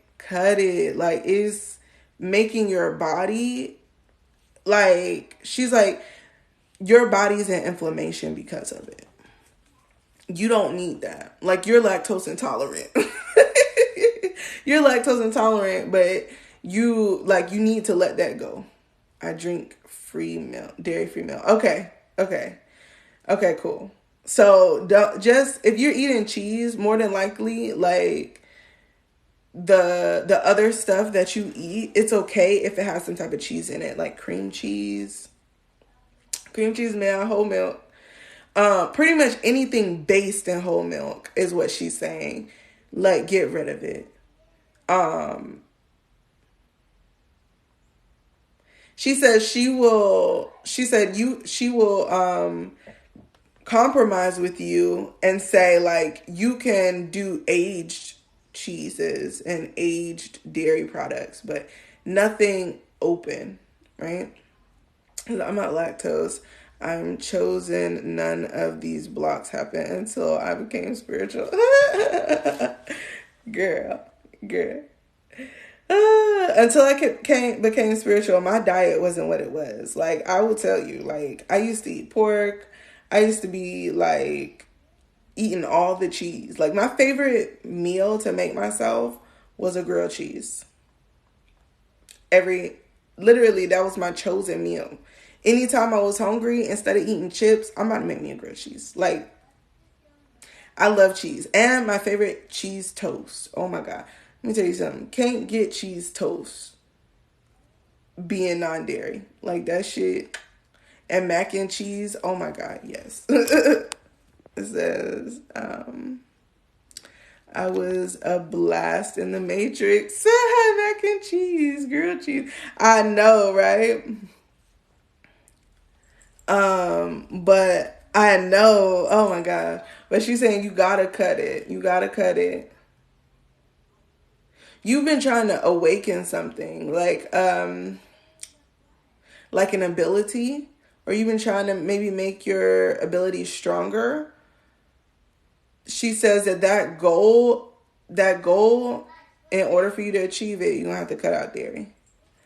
I'll be honest with you, like, for me to increase my abilities, like, I had to stop eating dairy, mostly cheese. I wasn't drinking milk at all. Cheese. And then I had to cut wheat products. But I'm particularly inclined to, like, I have a wheat sensitivity, right? So, like, girl, it'll just be whatever's the best for your body. And it says yes, because I'm healing My healing group starts in March. I'm trying to prepare my mind. Oh, got you. Okay, do you have anything else for her? Do you have like an altar that you put her on? Or like an altar that you have for your ancestors? They want cookies. Or maybe you've been wanting cookies. They want cookies. Have some cookies. Chocolate chip cookies. White chocolate macadamia nut cookies. So I like those. Is there anything else? They're just like, please feed us. Please feed us. We are hungry. We want cookies. Like, it's like I could hear like her kid voice, like, I want cookies. But then it's like all the ancestors behind her are like, please give us some food, man. We'll deal with cookies. I live in a toxic environment. I give my ancestors offerings on a tree outside my building. Oh, okay. They're like, please leave us some cookies. They're like, I'm hungry. They want food. What could she do? They said if I give them water, money, and food. Oh, okay. Because they said like if you have like a day where you could go to the park and they said, requests. Hold on. Definitely cookies, though. Definitely cookies. And then they said, somebody here wants collard greens.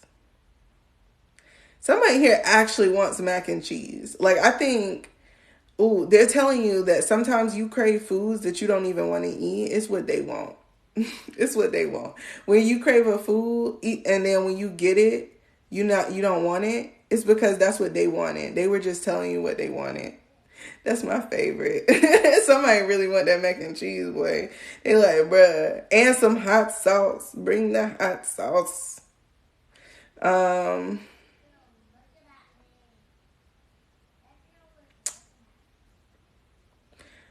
Somebody wants cornbread and a Butterfinger. You got people, they want Butterfingers. Butterfinger chocolate. What else? Y'all want something else? Somebody want a Coca-Cola or Pepsi. No, they're like, Coca-Cola, bitch. Coca-Cola. They said you don't even have to leave the whole thing on the tree. You could pour some out for us. Good enough. But that's what we want. I'm hearing like with the plate though, they said like you can bring the plate. There's this thing that you have where you feel like certain things you don't want to leave because you don't want to like impact maybe like a dog or something there. And they said what they will allow is you could bring food in its container and you can sit it there for them. Or like if it's like a way, like they're showing me like a park where there's like trees and like a bench, and you can like go there. They said put a fork in it and sit by the tree with the food, and they said you could just take it with you, because really what they want is the energy off the food, but they want to be able to enjoy it, right? So they said they're okay with that being that. And they said you can continue that offering by giving whatever food is on there to a homeless person, right? Just to have that whole thing be given. Like, so like if you say, for example, make them a whole plate, you could sit by a tree or something with that plate for like 30-ish minutes. They said that's enough for them to eat. And like pour cola or pour alcohol for them or water, whatever you do. And then take the plate and give it to somebody who needs to eat. You know what I mean? And they said there's one particular person that you see all the time. Like, I think they hang out at like a gas station. near where you stay, and you see them there all the time. Like, take that plate with you. Yeah. They said even if you gotta go, even if it's like you gave it to them late at night, go home, put it in the refrigerator, warm it up the next day, go out there and give it to them. And they said that that's good for us because not only are you going to create good energy out in the universe by feeding somebody and making their day, but you're also giving nourishment to the ancestors. And they said that they'll allow that instead of leaving it out, because they said you have kind of like this conscious thought that kind of runs across your mind every so often that if you leave certain stuff in the tree, it like a dog might come by and eat it, or like something like that. Or like, I don't know, something like that kind of bothers you. So they're like, don't even worry about it. Do this. What else? That's it. That's all they have for you. I hope that resonated. And they said, please, girl, assert some boundaries. Because they've been doing a lot of work for you. And that's why they're hungry. But they've been doing a lot of work for you to move your manifestations forward. It says, Keys, OMG, I am so sad I missed the Council of Light. Precious. Happy New Year. This is my second time. Oh, welcome. Yeah, I do it every Monday at 7. But if you want to join our membership, it's there's a link in my bio. It's and then you get a 7-day free trial and you can go check it out. It'll be up tomorrow. I have like all of the Council of Light replays on there. But you could also just come back next Monday. Oh, okay. I can't see that. Yes, it does bother me. I don't want people taking their offerings. I get it. Thanks, love. Okay. Yes. Okay, guys. I'm glad it says it's not for them. I get it. That's why I think that's why they said that way, and to do it that way. And they said the only way that it would work out the way that you would want it is like, say you were like to go out into the woods, like into the woods, and leave your offerings there for nobody to like mess with them. You know what I mean? Like when you come back, the food will still be there dried, like shriveled up. You know what I mean? Or decomposing. Or like maybe like some, you know, like some nature animals, like some regular wild animals come and like eat on the food just to, you know, Gaia perpetuating that energy. But they said, you know, unless you're, and they was like, you're not really willing to go that far out. They don't want you to. So they're like, this is a good option for you and it's more convenient.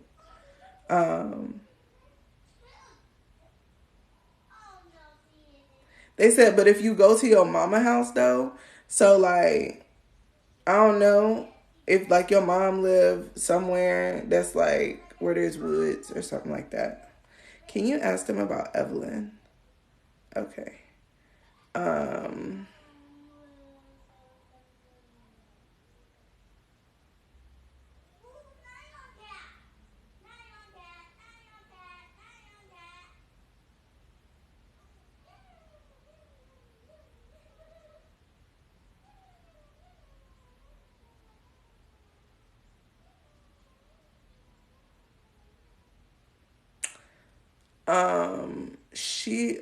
My mom is extremely covert narcissist. Yeah. Okay. She says, they said, Evelyn, I don't know who this person is to you, but they said that don't worry about it, but you do need to be, like, I guess there was something about it that you were worrying about as it pertains to this person. They said don't worry about it, but do be prepared because a shift is going to happen around this person. And it's going to be like a major shift. It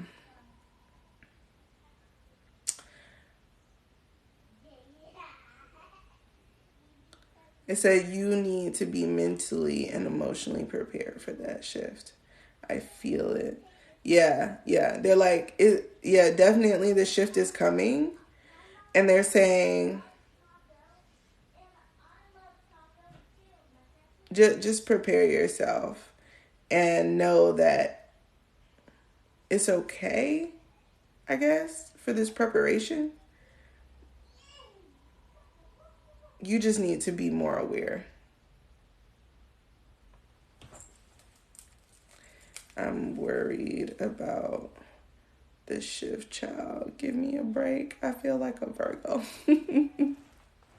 They said it's gonna be okay. They like it's not ideal, right? But you'll be able to, come out on the other side of it. And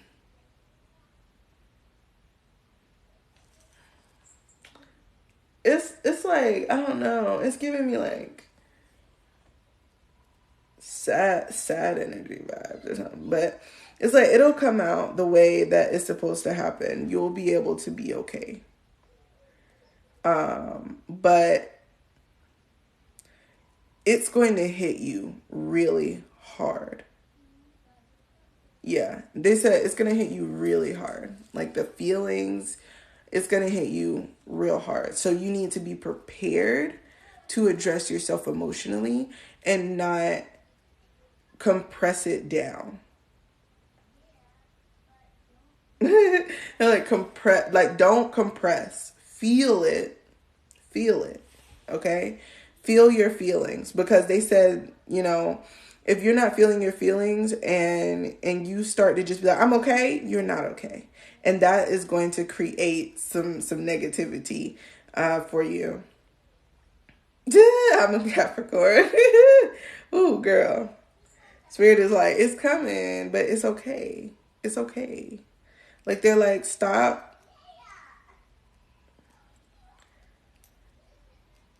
trying to impress your in like the intention that you want to be the outcome. Stop putting your energy on it. It's going to play out how it's supposed to play out. And you can't change it. And I think maybe you've been wanting it to, but it's going to play out. And Spirit said it's going to be good. You personally don't have to worry. You don't have to worry, but they're saying be aware. Be aware. It sounds super sad. Like, as I'm talking to you about it, like, I get the feeling of sadness. Yeah. It's like, I have, like, this, it's like, it feels like this pit in my heart. It just feels like sadness. And, like, the only thing I could relate this feeling to is, like, grief. Like, real grief. And, like, sometimes grief isn't always like death, but sometimes it's like grieving what could have been or what should have been or what was. But I just feel like it's some type of grief, and it's really heavy in your energy. And Spirit is like, you gotta stop trying to control it. You gotta feel it. You gotta feel it and process it and let it go.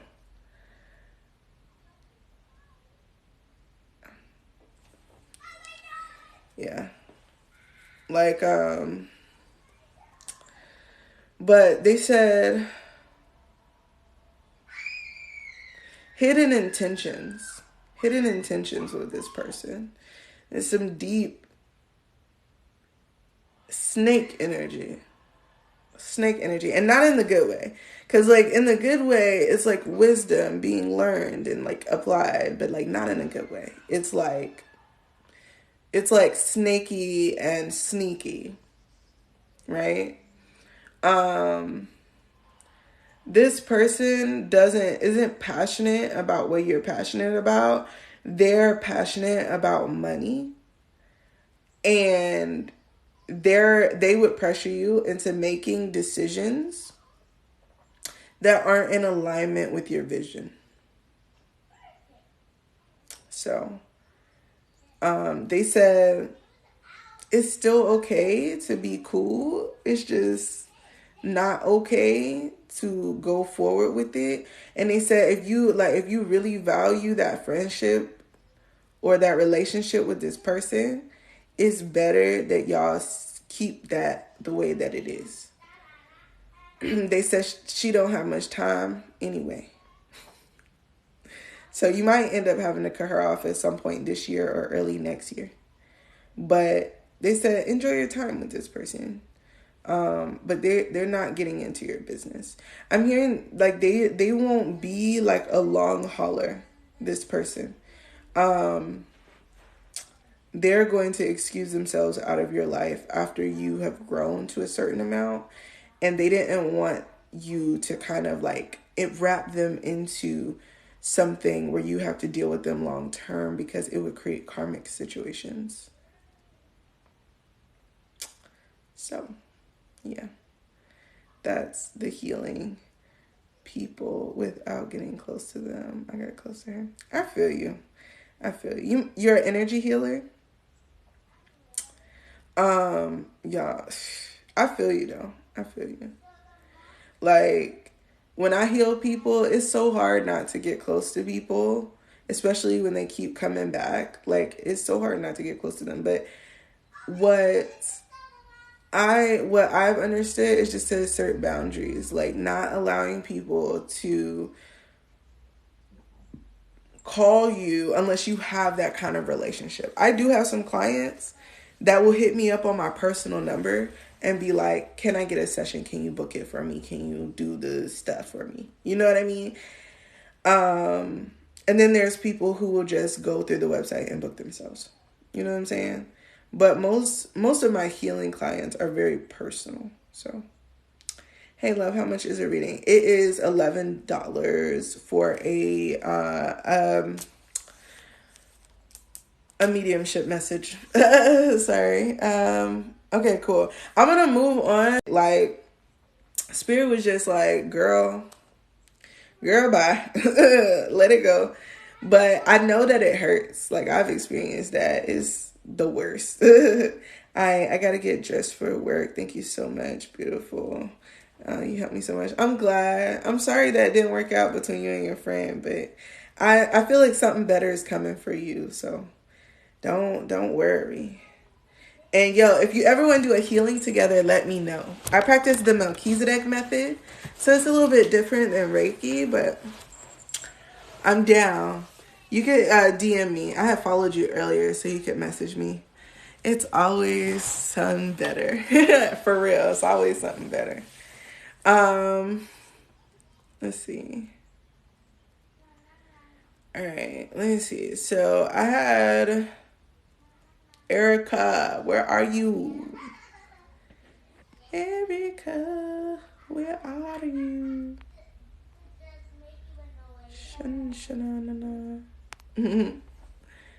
Y'all. Oh, okay.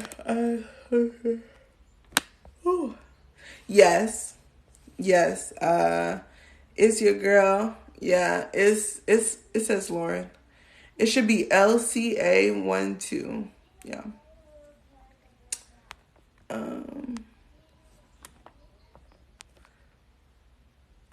I feel a strong connection to you. Oh, thank you. I appreciate that. Definitely reach out. Like, I'm cool. I won't ignore you. Here, dang, I felt like I've been read. A lot of hers resonated with me. Oh, okay. Will you? Oh, you'll be my my primary spiritual advisor. Oh, that's awesome. That's awesome. I appreciate you coming through. You helped me a lot. Oh, I'm so grateful. Y'all, Spirit be coming through. They know what to say. Most readers tell me stuff I already know. Something that I like to tell people a little bit of everything. So you need the confirmations, what you already know.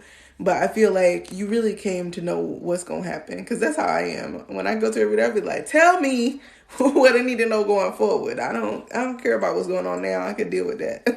He's like, tell me something I don't know. Legendary Quita, but you took me to the next level. Thank you so much. Oh, yes, of course. I always want you guys to have like the best outcome. Like when I'm giving y'all a reading, like it's hard to explain, but I can literally see the timelines that you currently have open.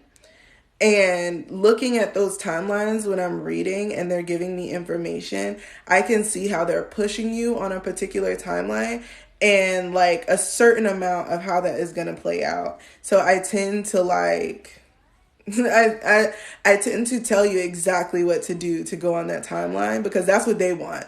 They want you to hit that timeline. So I'm telling you exactly what it is. Yeah. I'm actually about to buy that ball. Yes, I love crystal balls. I got this one in California. I got it for my birthday. My partner bought it for me. I'm trying to be on the highest timeline, sus. Yes, I know. They know. And there's no way that you're here and you're not trying to be on the highest timeline. Erica, are you here, bro? Where did you go? Man. Oh, okay. I've been waiting on you. I don't think I saw you though. I maybe read your comment just now. You changed your picture. Okay, yes. I seen it. Do you still want me to go for you? Cuz I feel like you also have a message. Some more. Mikhail, can you disconnect me and connect me to Erica, please? Got me? Cool. Yeah.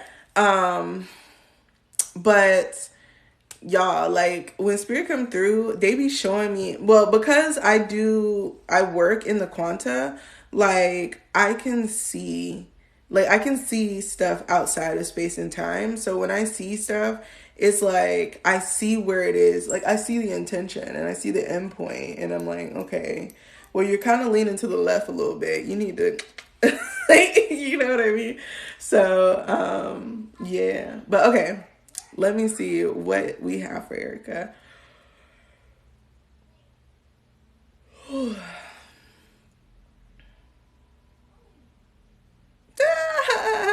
She said, you changed your picture on me. I know, because I'm used to seeing your picture look different. Okay.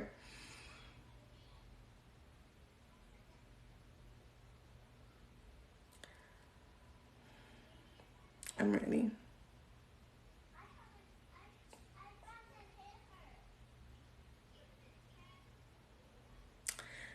Okay, hold on.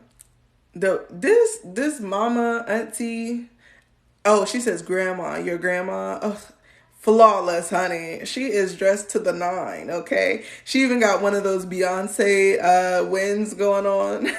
Like I could not go without saying. Like that shit was crazy. Like looking fabulous, honey. She says yes. Okay, so she says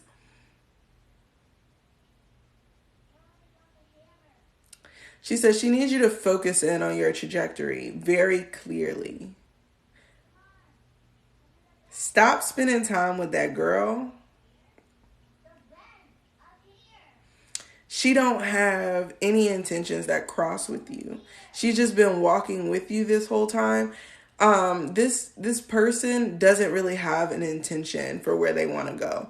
Like they are just walking with you. So wherever you go, they're probably gonna go until they decide to like do some shit for themselves. She is really like, I want to kick them off of our timeline, but you probably really wouldn't like that. And so she's just like, look, don't give this person your energy that you're supposed to be using for the stuff that I like. Essentially, they're saying they're pulling in energy for you to use toward your manifestation, toward your goals and your wants. But you're kind of fumbling the bag with this person and they're like getting that energy too. And you're not supposed to be sharing it with them.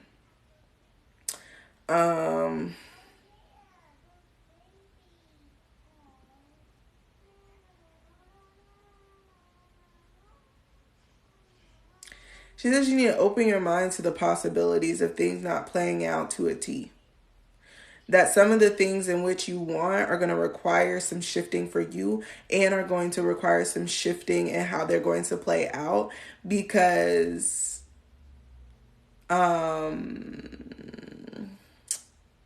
it requires other people. So sometimes, like when you have goals that require other people, they will show up differently, because sometimes spirit will call a person, like your spirit team and another person's spirit team will get together, and y'all will be like, okay, we're going to do this. But if that person procrastinates too long and isn't at the meeting point by a certain time, they pull in another person who is ready and willing to do. Who is this person? The girl. I don't know. It's a friend you got, she says. Like a friend. Maybe somebody, like if you have like a friend from work, but it's just a friend that you have. Maybe you've had this friend for a while. Or maybe could be like, it's somebody you talk to on a regular basis.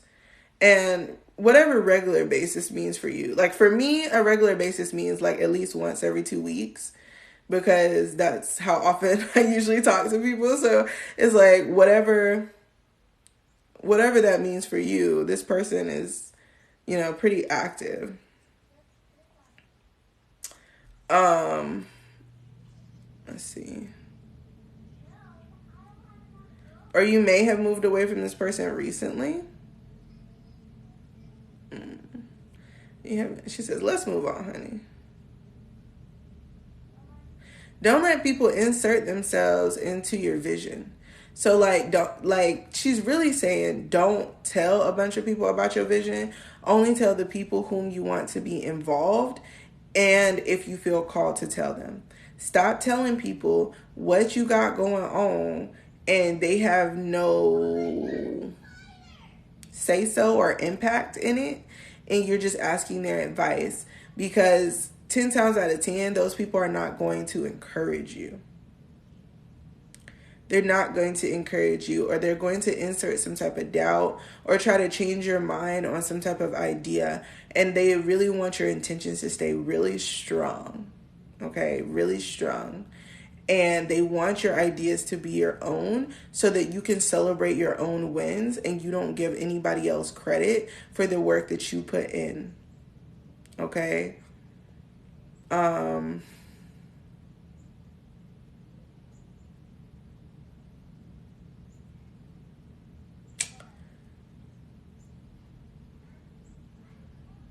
You want an assistant. She says you're going to need to be a lot more organized. Like, you're going to have to get a lot more organized to have somebody help you.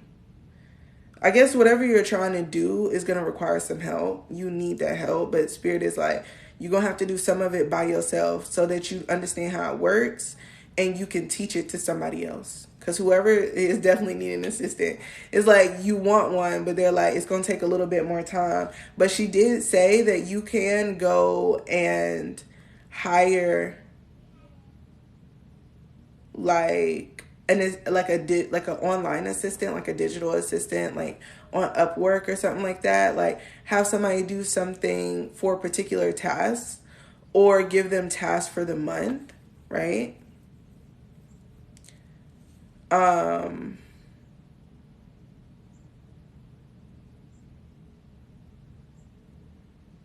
But she says you need to be really clear about delegating and not just passing off responsibilities, right? When you delegate something, you're saying, here.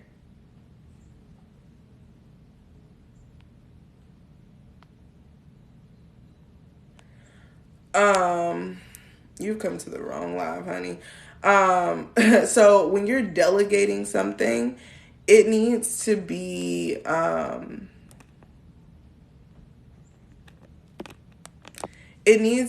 understood that you don't put off too much responsibility on this person. You are still responsible for it getting done, but this person's going to do the work, right? So stay on their ass, or they just going to be taking your money. And this is going to help you be ready to have like an actual personal assistant, like a real person in your everyday life. But for right now, a real person across the screen is good enough, and it'll be a lot cheaper for you. And it'll be on a task or a case by case or a project basis. So you'll be able to,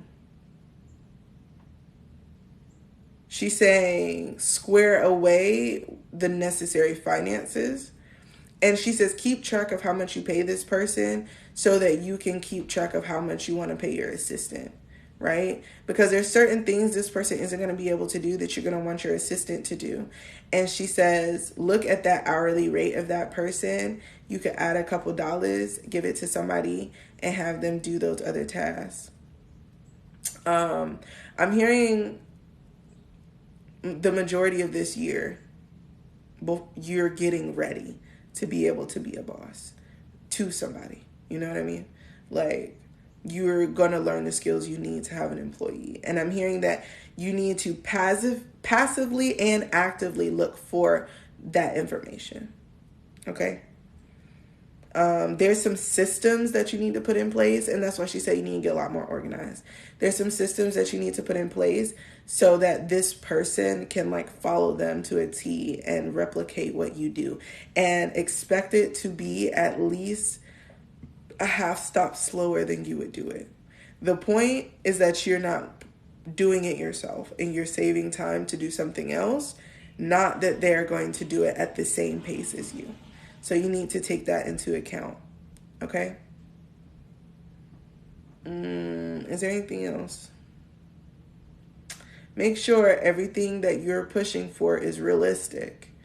If you find that something's not very realistic, add some extra stuff to it. Okay? Add some extra details, rework the idea, make sure that it's realistic and you're able to execute. I'm hearing deadlines is a really big thing for you, and making sure that you give yourself enough time with the deadlines.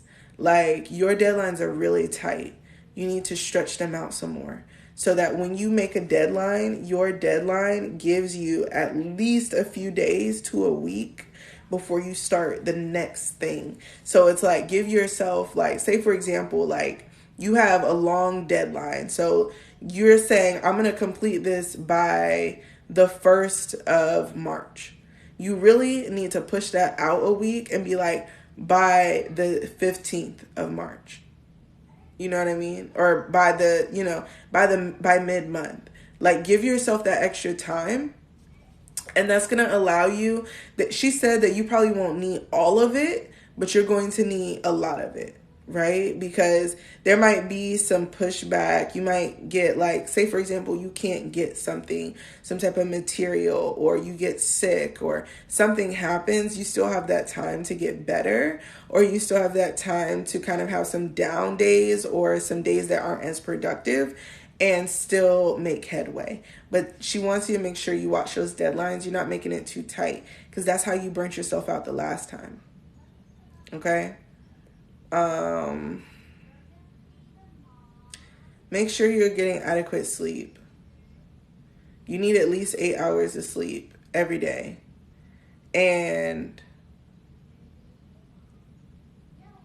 she said a minimum of 6 hours. A minimum of 6 hours. If you're not at a minimum getting 6 hours of sleep, you need to reevaluate your schedule. Okay? Your body can't maintain that. It can't maintain that. So it's okay if you have like a one-off every so often, or like a late night every so often, but don't make it a regular occurrence. Plan your day better, right? Make that shit fit and put an off time. I get off, treat it like a job. I get off at this time, and after this time, I don't work, right? And that can be kind of hard, especially when you're an entrepreneur. But Spirit is saying you need to create boundaries with work so that you can take care of yourself more consistently. Is there anything else?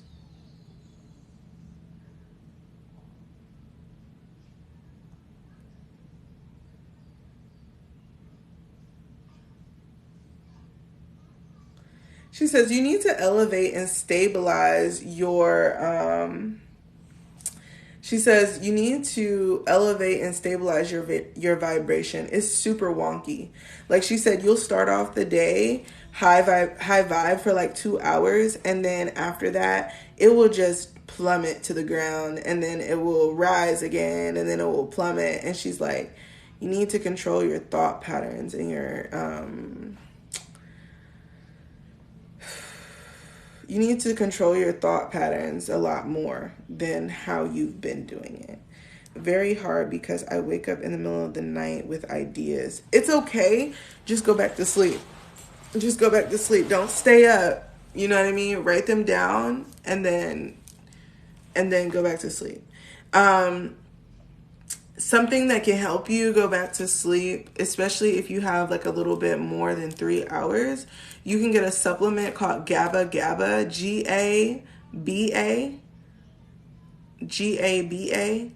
and you can take, I think if you want to go to sleep, taking 1,000 milligrams, girl, that shit works. It works like taking a sleeping pill. You hear me? And shit put you out.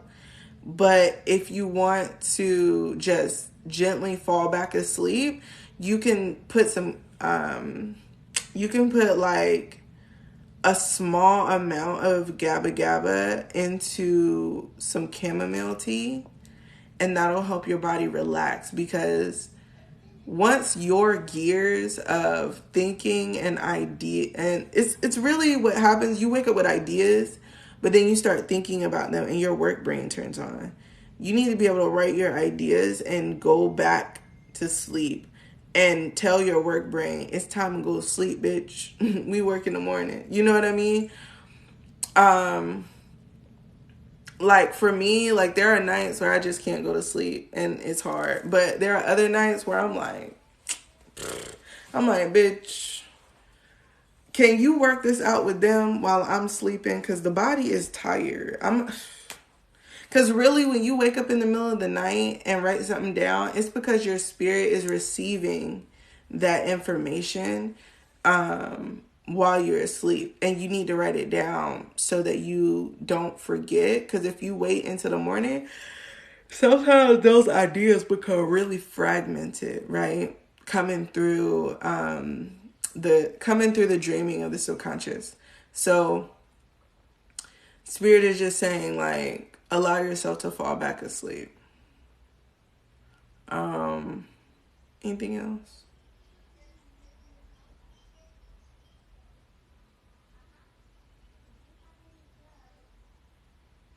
She just keeps saying, keep your mind open, keep your mind open, keep your mind open. Also, listening to like deep sleep music before you go to bed helps too. Do one that can stay on the entire night. So like if you go to sleep at like 12 and you gotta wake up at 8, it needs to be a minimum of like 10 hours. Now I say 10 hours because it does, if it's the exact time that you sleep, it's not gonna work. It needs to be longer than the time that you sleep, at least by an hour. So that when you wake up, you can still have that gradual wake up with the sound, and then you can move into a different trajectory and you can change the music, like maybe change it to like wake up music, or like 712 hertz, or like 999 hertz, or moving to like an affirmation playlist or something like that, and the first moment of your day. That'll help kind of create some energy or pull in some energy at the top of the day. And set an intention at the top of your day, like today is going to work out in my highest and greatest good.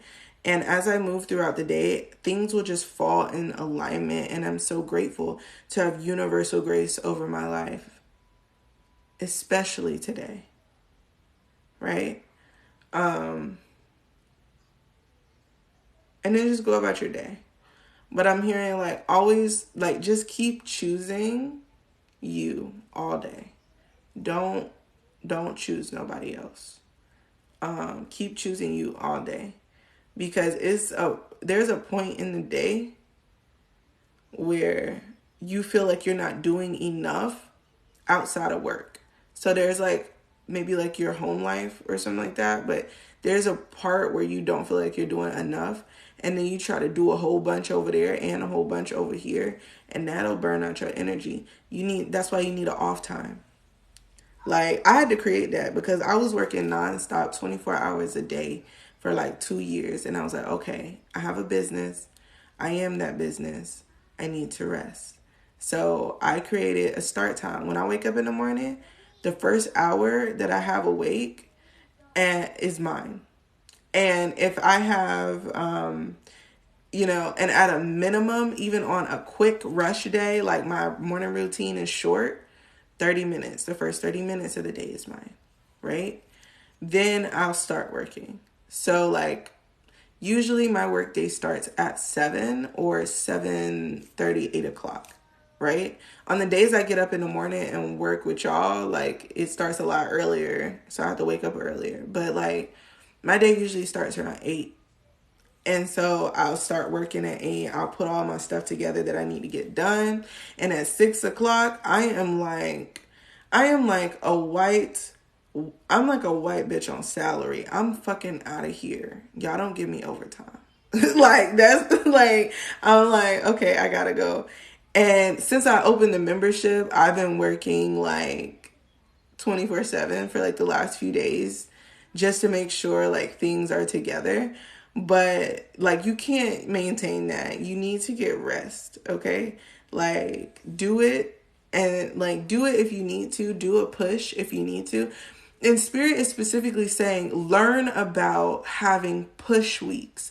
And it's just push, PUSH, push weeks. And a push week is where, like, say for example, like last month, what was your best week, right? So was your best week like 20 sales, or in a day, a day, 20 sales a day for that week? And maybe that grows to like a couple $1,000s, right? And then you would do like a push session of time. So it could be a month, it could be a week. But basically what you want to do is every day for that week, you want to push as strong as you can to hit that highest amount of productivity. But note that you're going to have to take like a mini vacation after that, or like some type of break. Like you're not going to be able to just right back into regular work. Like you're going to have to, if you do any type of push, like, because they're showing me that you do pushes and not knowing that that's what you do, but you need to know what that is so that you know that you're doing that, and so you know how to do adequate self-care and release for that, okay? But when you do a push, you need to have like a 3-day weekend and do nothing. Do nothing.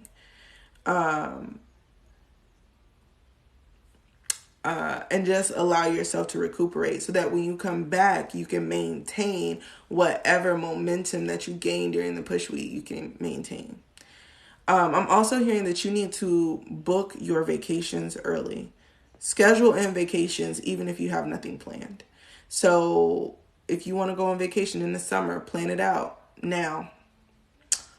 By May, you need to have a plan for when you're going to vacate for the fall. But you need to plan out at the top of the year from this point forward your vacation time, so that you can have, time to like work that. Like if you know you're going on vacation at the end of June into July, right?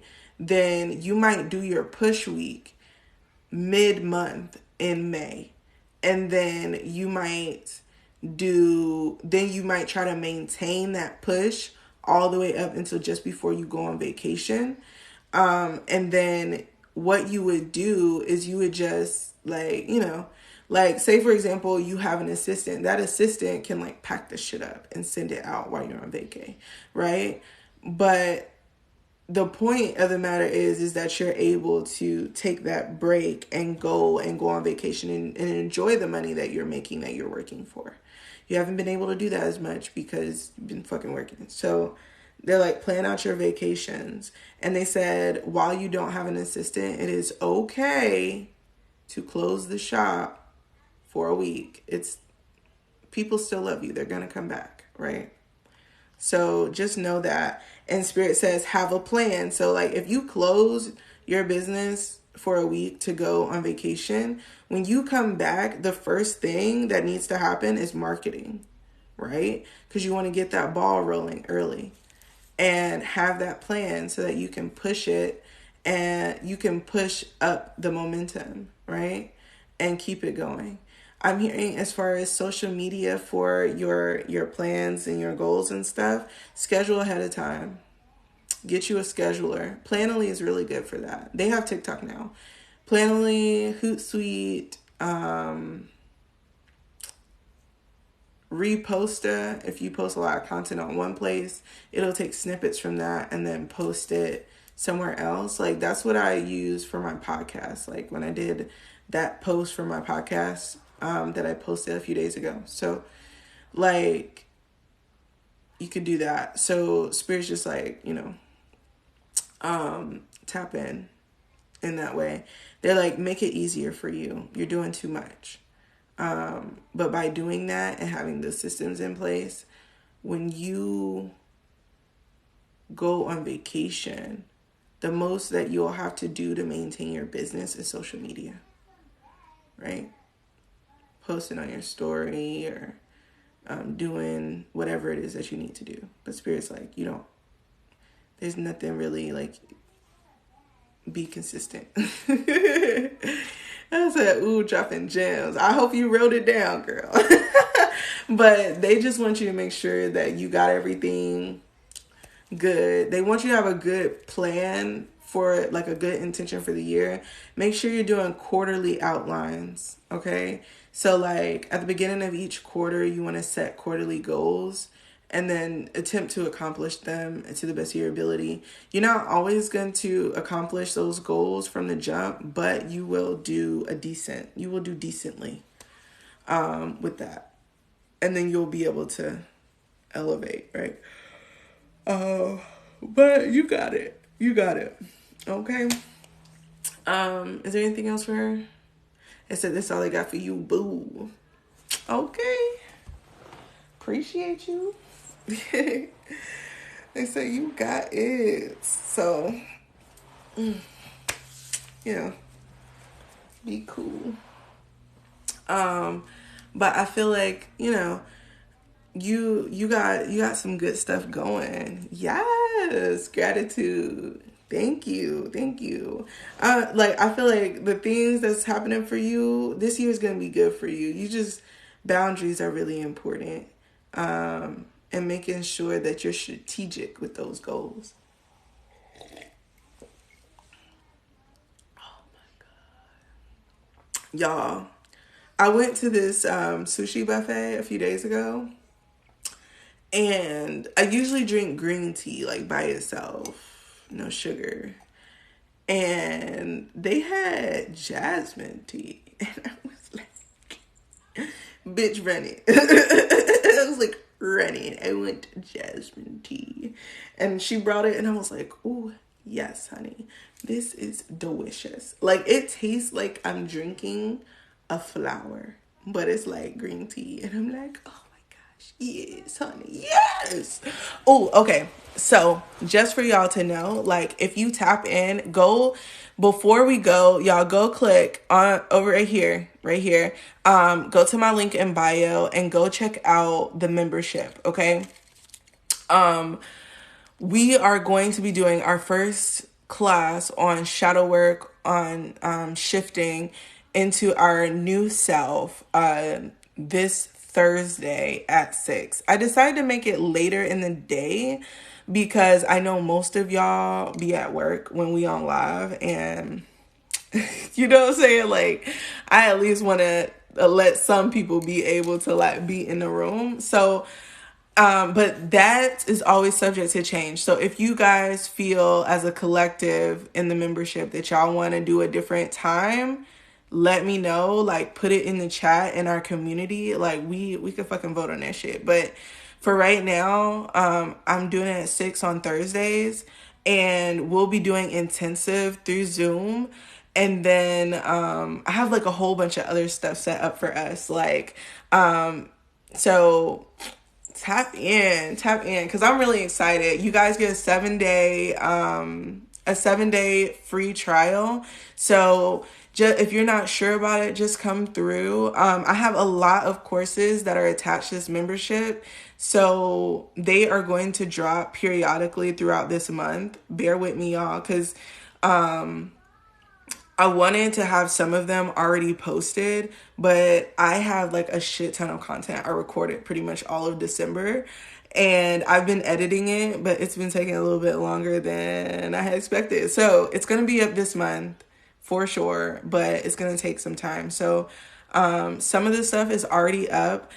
Light language, all of the light language replays, all of the council transmissions are available on there.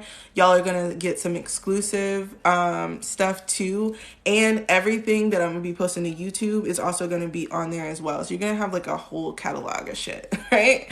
Grand Rising lady, how are you? So if y'all go up to my profile, go to my link in bio. It's gonna be my link tree.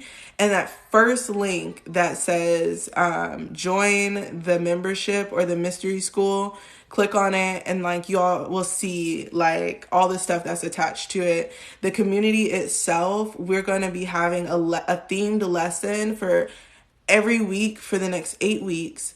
We'll take a 2-week break, and in those 2 weeks we'll do like special talks and special like studying stuff, and we'll vote on our next theme for the next however many weeks. But I think this is gonna be so cool, you guys. I think it's gonna be so cool. And I know that a lot of us are still developing like our personal practice. So I thought it'd be really cool if maybe we do like a book club, or like grimoire scrapbooking club, or I don't really do scrapbook, but like, you know, like grimoire, like we do like a grimoire day where we like just everybody just get on Zoom and we all put our grimoires together or whatever.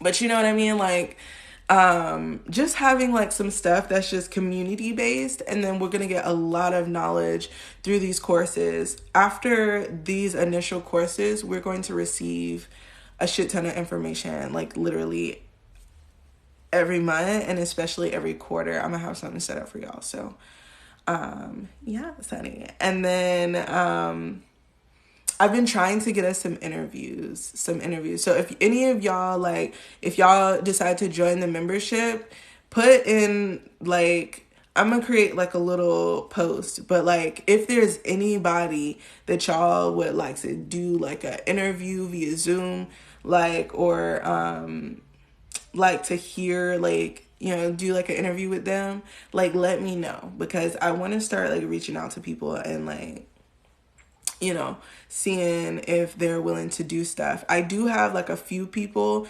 that that I'm collaborating with. Secrets. So you will know about it when you know about it. But so there that is. And look out for this post, guys, because me and this other influencer, she is like freaking powerful as fuck, honey. Okay. So I got with her to do my New Year's spell. That shit was lit, okay? And I did a Quanta reading for her, and I thought that, ooh, that was just some good ass energy right there. So she invited me on her live. So I'm going to give you guys all the deets, and I'm going to make a post about it. So watch out for that. But yes, guys, I'm so excited. I'm so tapped in with you guys. Like, I'm like, honey, let's go. what else? Oh, and then I'm going to be doing specialized light language for the membership. I have like a list of shit that we're going to do, especially when it comes to like ailment stuff. Like spirit has like really put it on my spirit to do stuff like on specific like stuff. It says I sent a donation. Oh, okay. All right. So, but yeah, so go over there and check that shit out because I really like, I think this is gonna be freaking awesome. Like I'm super excited. Like I've been planning all types of stuff. So, but I want us to be like a community and like our like, and this is like gonna be like our initiate community. So the more like deep like higher level stuff Thoth brings to me, like we're gonna have like different levels and tiers and stuff, so it's gonna be dope. It's gonna be dope. Okay, so here we go.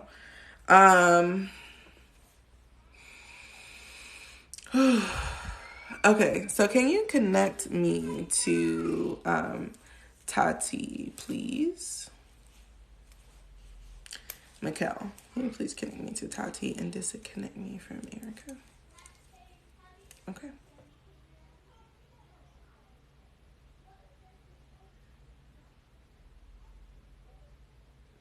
I hope that resonated, Erica. I'm sorry. I just kind of like transitioned out of that. I didn't even like end it specifically. I'm so sorry.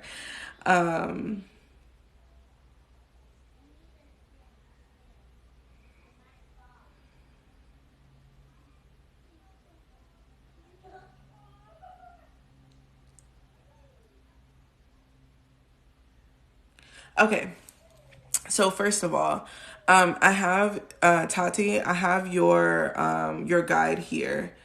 I asked what dimension are you, like what dimensional being are you? He said your main guides are 6th and 7th dimensional beings, although you do have some 11th and 12th dimensional guides. Okay.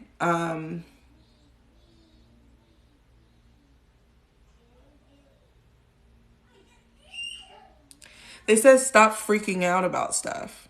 Like you freak out a lot. Like they said over simple stuff. Cut it out. It's 11. It's 11:11. Jessica. It was like stop freaking out over stuff. Like it's not that serious. Like it's gonna work out. It's gonna be fine. It's always fine. We always say it's fine, and it always is fine. Like it's like, oh my god, they're like, don't worry, everything is gonna be great.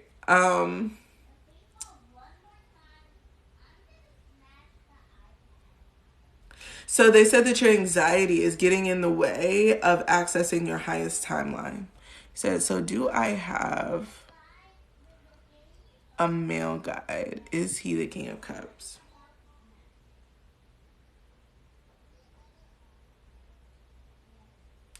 The answer to the first question is yes. You do have a masculine, like a guy that's in masculine energy.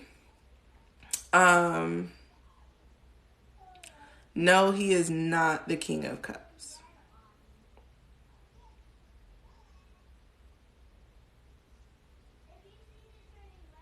The King of Cups is an actual person in your 3D reality right now, but you have yet to meet this person. They will be important though, so pay attention. In about 3 weeks. Give or take a couple days.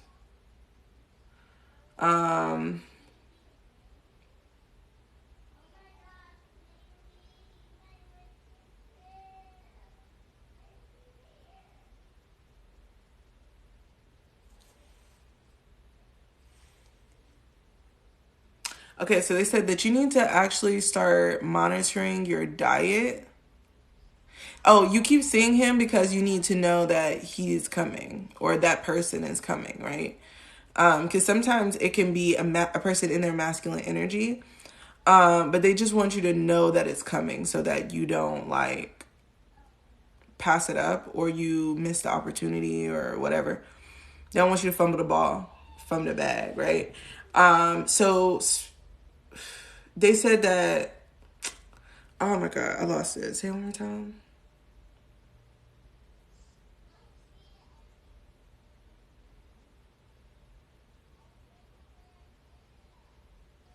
So they want you to elevate your vibration via food. You need to kind of pay attention to what you're eating. It's kind of a little bit all over the place, and you need to pick. Like, they're like, there was a point where you tried keto, but like you found that like maybe, okay, so I'm gonna say this really blanketly. They want you to start intermittent fasting. They want you to stop eating trash food. Like, they want you to eat real foods. And they said that it's not convenient for you, and they know that.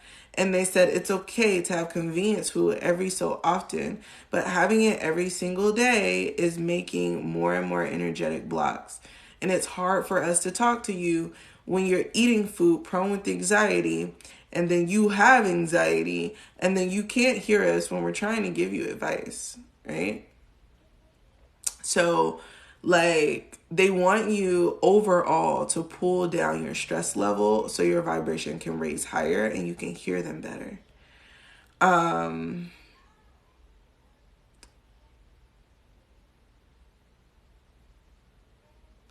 You need to get like some type of grounding practice that you can do in the moment of being anxious. Like, not something like I need to meditate. Like, you need to like, okay, so they're saying, imagine that there is a beam from source coming down through the crown, right? Going down through all of your chakras and out through the root chakra, grounding it into the earth, into the core of the earth. And then that energy coming back up, being bounced back, coming back up, all the way up back to source. And so you have this bi-directional flow, and it's moving the energy that you have. You know what I mean? And Spirit's like, use that and do that and take deep breaths, and not them little shallow deep breaths you think you take in. Like, count to 8, inhaling, count to 8 as you exhale. Like, they're like, take really deep breaths because those nourish your cells. And do you smoke weed or vape? They don't like that. They want you to find another method of consumption. Yes. Like, I don't know why they coming for your breaths. ah. But they want you to just take deep breaths and get into that grounding and centering, and to make sure that that you're doing that. Because I be thinking I'm taking deep breaths. It's just because you're used to taking really shallow breaths. So a normal, regular breath feels deep, but a deep breath is like, and then exhaling. Yeah. You know what I mean? So, like, and holding that breath might also be good for you so that you can make sure that all of your lung cavities are getting oxygen, okay? Or getting filled up in that way. Because the more oxygen you have in your blood system, the higher capacity your cells can function. Yeah, got you. Education. Yeah. And then anything else? You need to have some type of daily practice. So you could do breath work. Breath work is really good. If you're not like super into meditation, or you need time to kind of integrate yourself into that idea, breath work kind of gives you something to focus on, because you're just focusing on your breath and you're doing breathing rhythmic patterns. And it creates, like, depending on what type of breath work you do, it genuinely creates a lot of dopamine. So you feel fucking amazing after doing it. And sometimes it can trigger like experiences.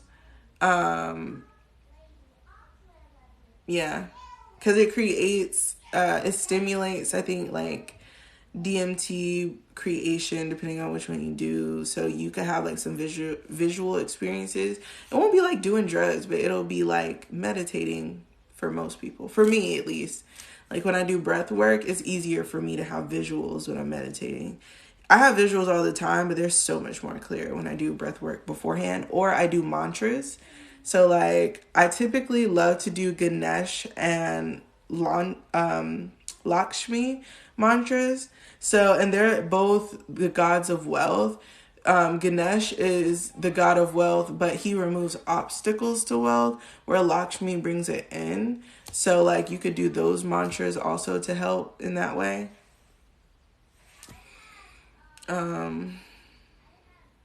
Is there anything else for her?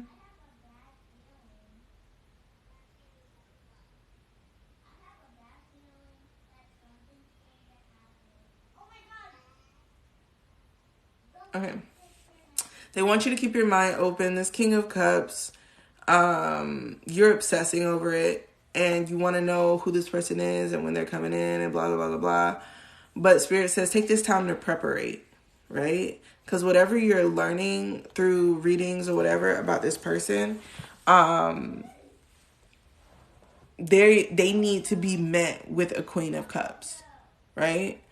And right now you're more like a Page of Cups. So they're like, kind of start working on your emotional faculties. You know what I mean? Paying attention to how you feel, being able to communicate your feelings accurately, figuring out what your boundaries are ahead of time so you don't have to figure that out in the process, and how you want to function with those boundaries and what happens when you don't have time.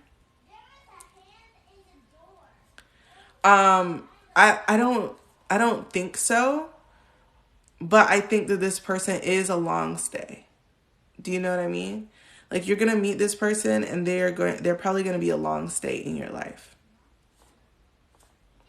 So, they like, okay, so something that Spirit has been telling me is like when you have a long stay in your life, it can look in tarot like a romantic relationship. Like you could be getting a lot of romantic readings about something that doesn't have your partner's energy on it, and that's usually because you're meeting some type of soulmate or twin flame that's not coming in the form of a romantic relationship. Does that make sense? So like Spirit just wants you to like be aware and be ready. Like I feel like you've had like maybe some friend betrayals or some business betrayals or something like that previously. You need to like work on that, you know what I mean, and get like there are certain boundaries that aren't in place that you're gonna need with this person. I feel like this person is gonna be very emotionally inclined and they will have no remorse about telling you how they feel about certain things, how they were made to feel. They know how to take accountability for their feelings, but they also will make you take accountability for the shit that you do if it's like on borderline toxic. So you need to kind of be prepared for that and be prepared to be that way as well. You know what I mean? In your own way, but like be that way as well. And creating good boundaries. It's really big on boundaries so that you don't overdo it. You tend to overdo it with friends because you feel like they're family and they're your chosen family. You know what I mean? It's crazy because that's what I want from my own person. So yeah, like I feel that. And something you should also know is sometimes, like for me, whenever I get a lot of readings that feel like a love relation, like a new relationship is coming in, it's typically my partner stepping into their highest timeline. Like my partner has been shifting himself into his highest timeline for about a year now. And so every time that he makes a timeline shift closer and closer to our design shift, I get messages that he's coming in or we're coming into divine union. It just means that he's coming into alignment more with himself and being able to access himself more. So sometimes it'll be a person, sometimes it'll be a friend, sometimes it'll be that. But I get the feeling that you haven't met this person yet. So it's more than likely going to be some type of friend or some type of relationship. But I think this person is going to teach you a lot about how to operate in a relationship, period, in a more healthy way. They really respect their own time. And so it's going to force you to respect their time and your time. Does that make sense? So figure out what boundaries it is that you need so you can program them into the relationship at the beginning instead of trying to rework it after the fact. Does that make sense? Okay, that's all I have for you, girl. That's all I have for you.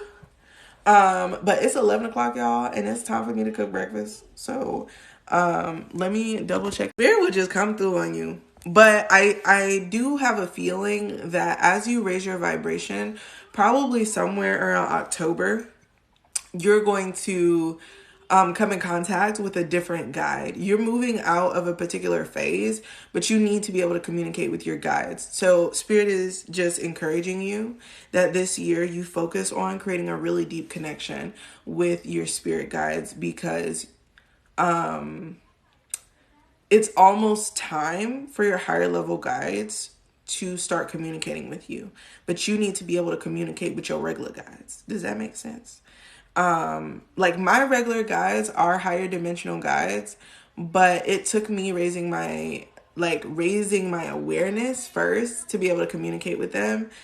But to be able to really receive their messages where I could understand that shit fully, it took me raising my vibration,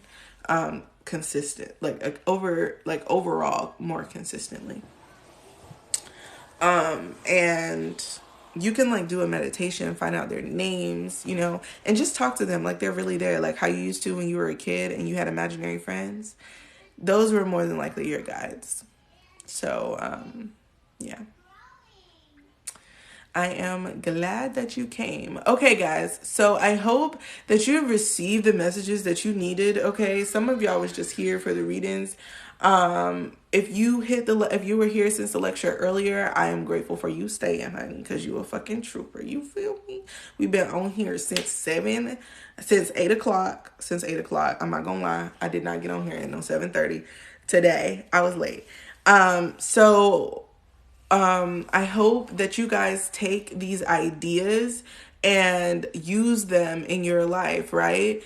As you make these decisions going forward, understanding that you need to make sure that all of your decisions are focused with your goal, that intention that you have for yourself, that long-term intention and that daily intention, right? And we have different intentions, right? We have an intention for our work and an intention for our personal self and an intention for our family or our friend group, depending on if you single or if you out here, living the family life. Those intentions are going to be different and your priorities are going to be different, but you want to make sure that you have some type of intention to work toward all day, so that you don't overstep yourself or burn yourself out at any time by overextending in one area and completely denying your other side, right? You want to make sure that you're being balanced across the board as much as possible. And sometimes you'll find that you're a 9 in one place and a 6 in another, but it's better than being a 1 in one place and a 10 in another. You know what I mean? Start to balance that shit out. Because it's fucking with your destination. It's fucking with how you make it to your destination. And I encourage you guys, don't take the negative route. Try your best to hit that highest timeline and stay in it, and hit that trajectory. The more that you focus on keeping your vibes high, keeping your stress low, and being able to respond and not react, you are in a good place to be in alignment and to be able to be shifted when necessary. So I hope that this was everything, honey. I'm gonna see y'all next Tuesday, where we do Teaching Tuesdays every single Tuesday, honey. Okay, and these get reposted to YouTube the following week. So next Tuesday, this will be up, okay? Today, I think, yeah, today I'll be posting last Tuesday, but I have to edit that, okay? So it might be up tomorrow. And then Thursday, we'll be doing our reading. So if you want a reading, and that's what I'll be doing all day Thursday. And I might get on early because we're having our first lecture on Thursday at 6. I might move our readings to an earlier time in the day. I haven't decided. But it is 11:11 and I love you guys. And I will see you guys on the next one. I hope that you enjoyed our content. If you would like to see more from me, go to my profile, click the link tree. My YouTube is over there. All of my places in which I do stuff is over there. And I know my people on Wisdom are going to be mad, y'all, because I couldn't find my tablet this morning, so they didn't get this over there. But I'm usually on Wisdom on Tuesdays as well. So if you miss me on TikTok or you can't find me, you can follow me at The Alchemical Oracle over on the Wisdom app. And it's very much like Clubhouse. It's a podcasting app.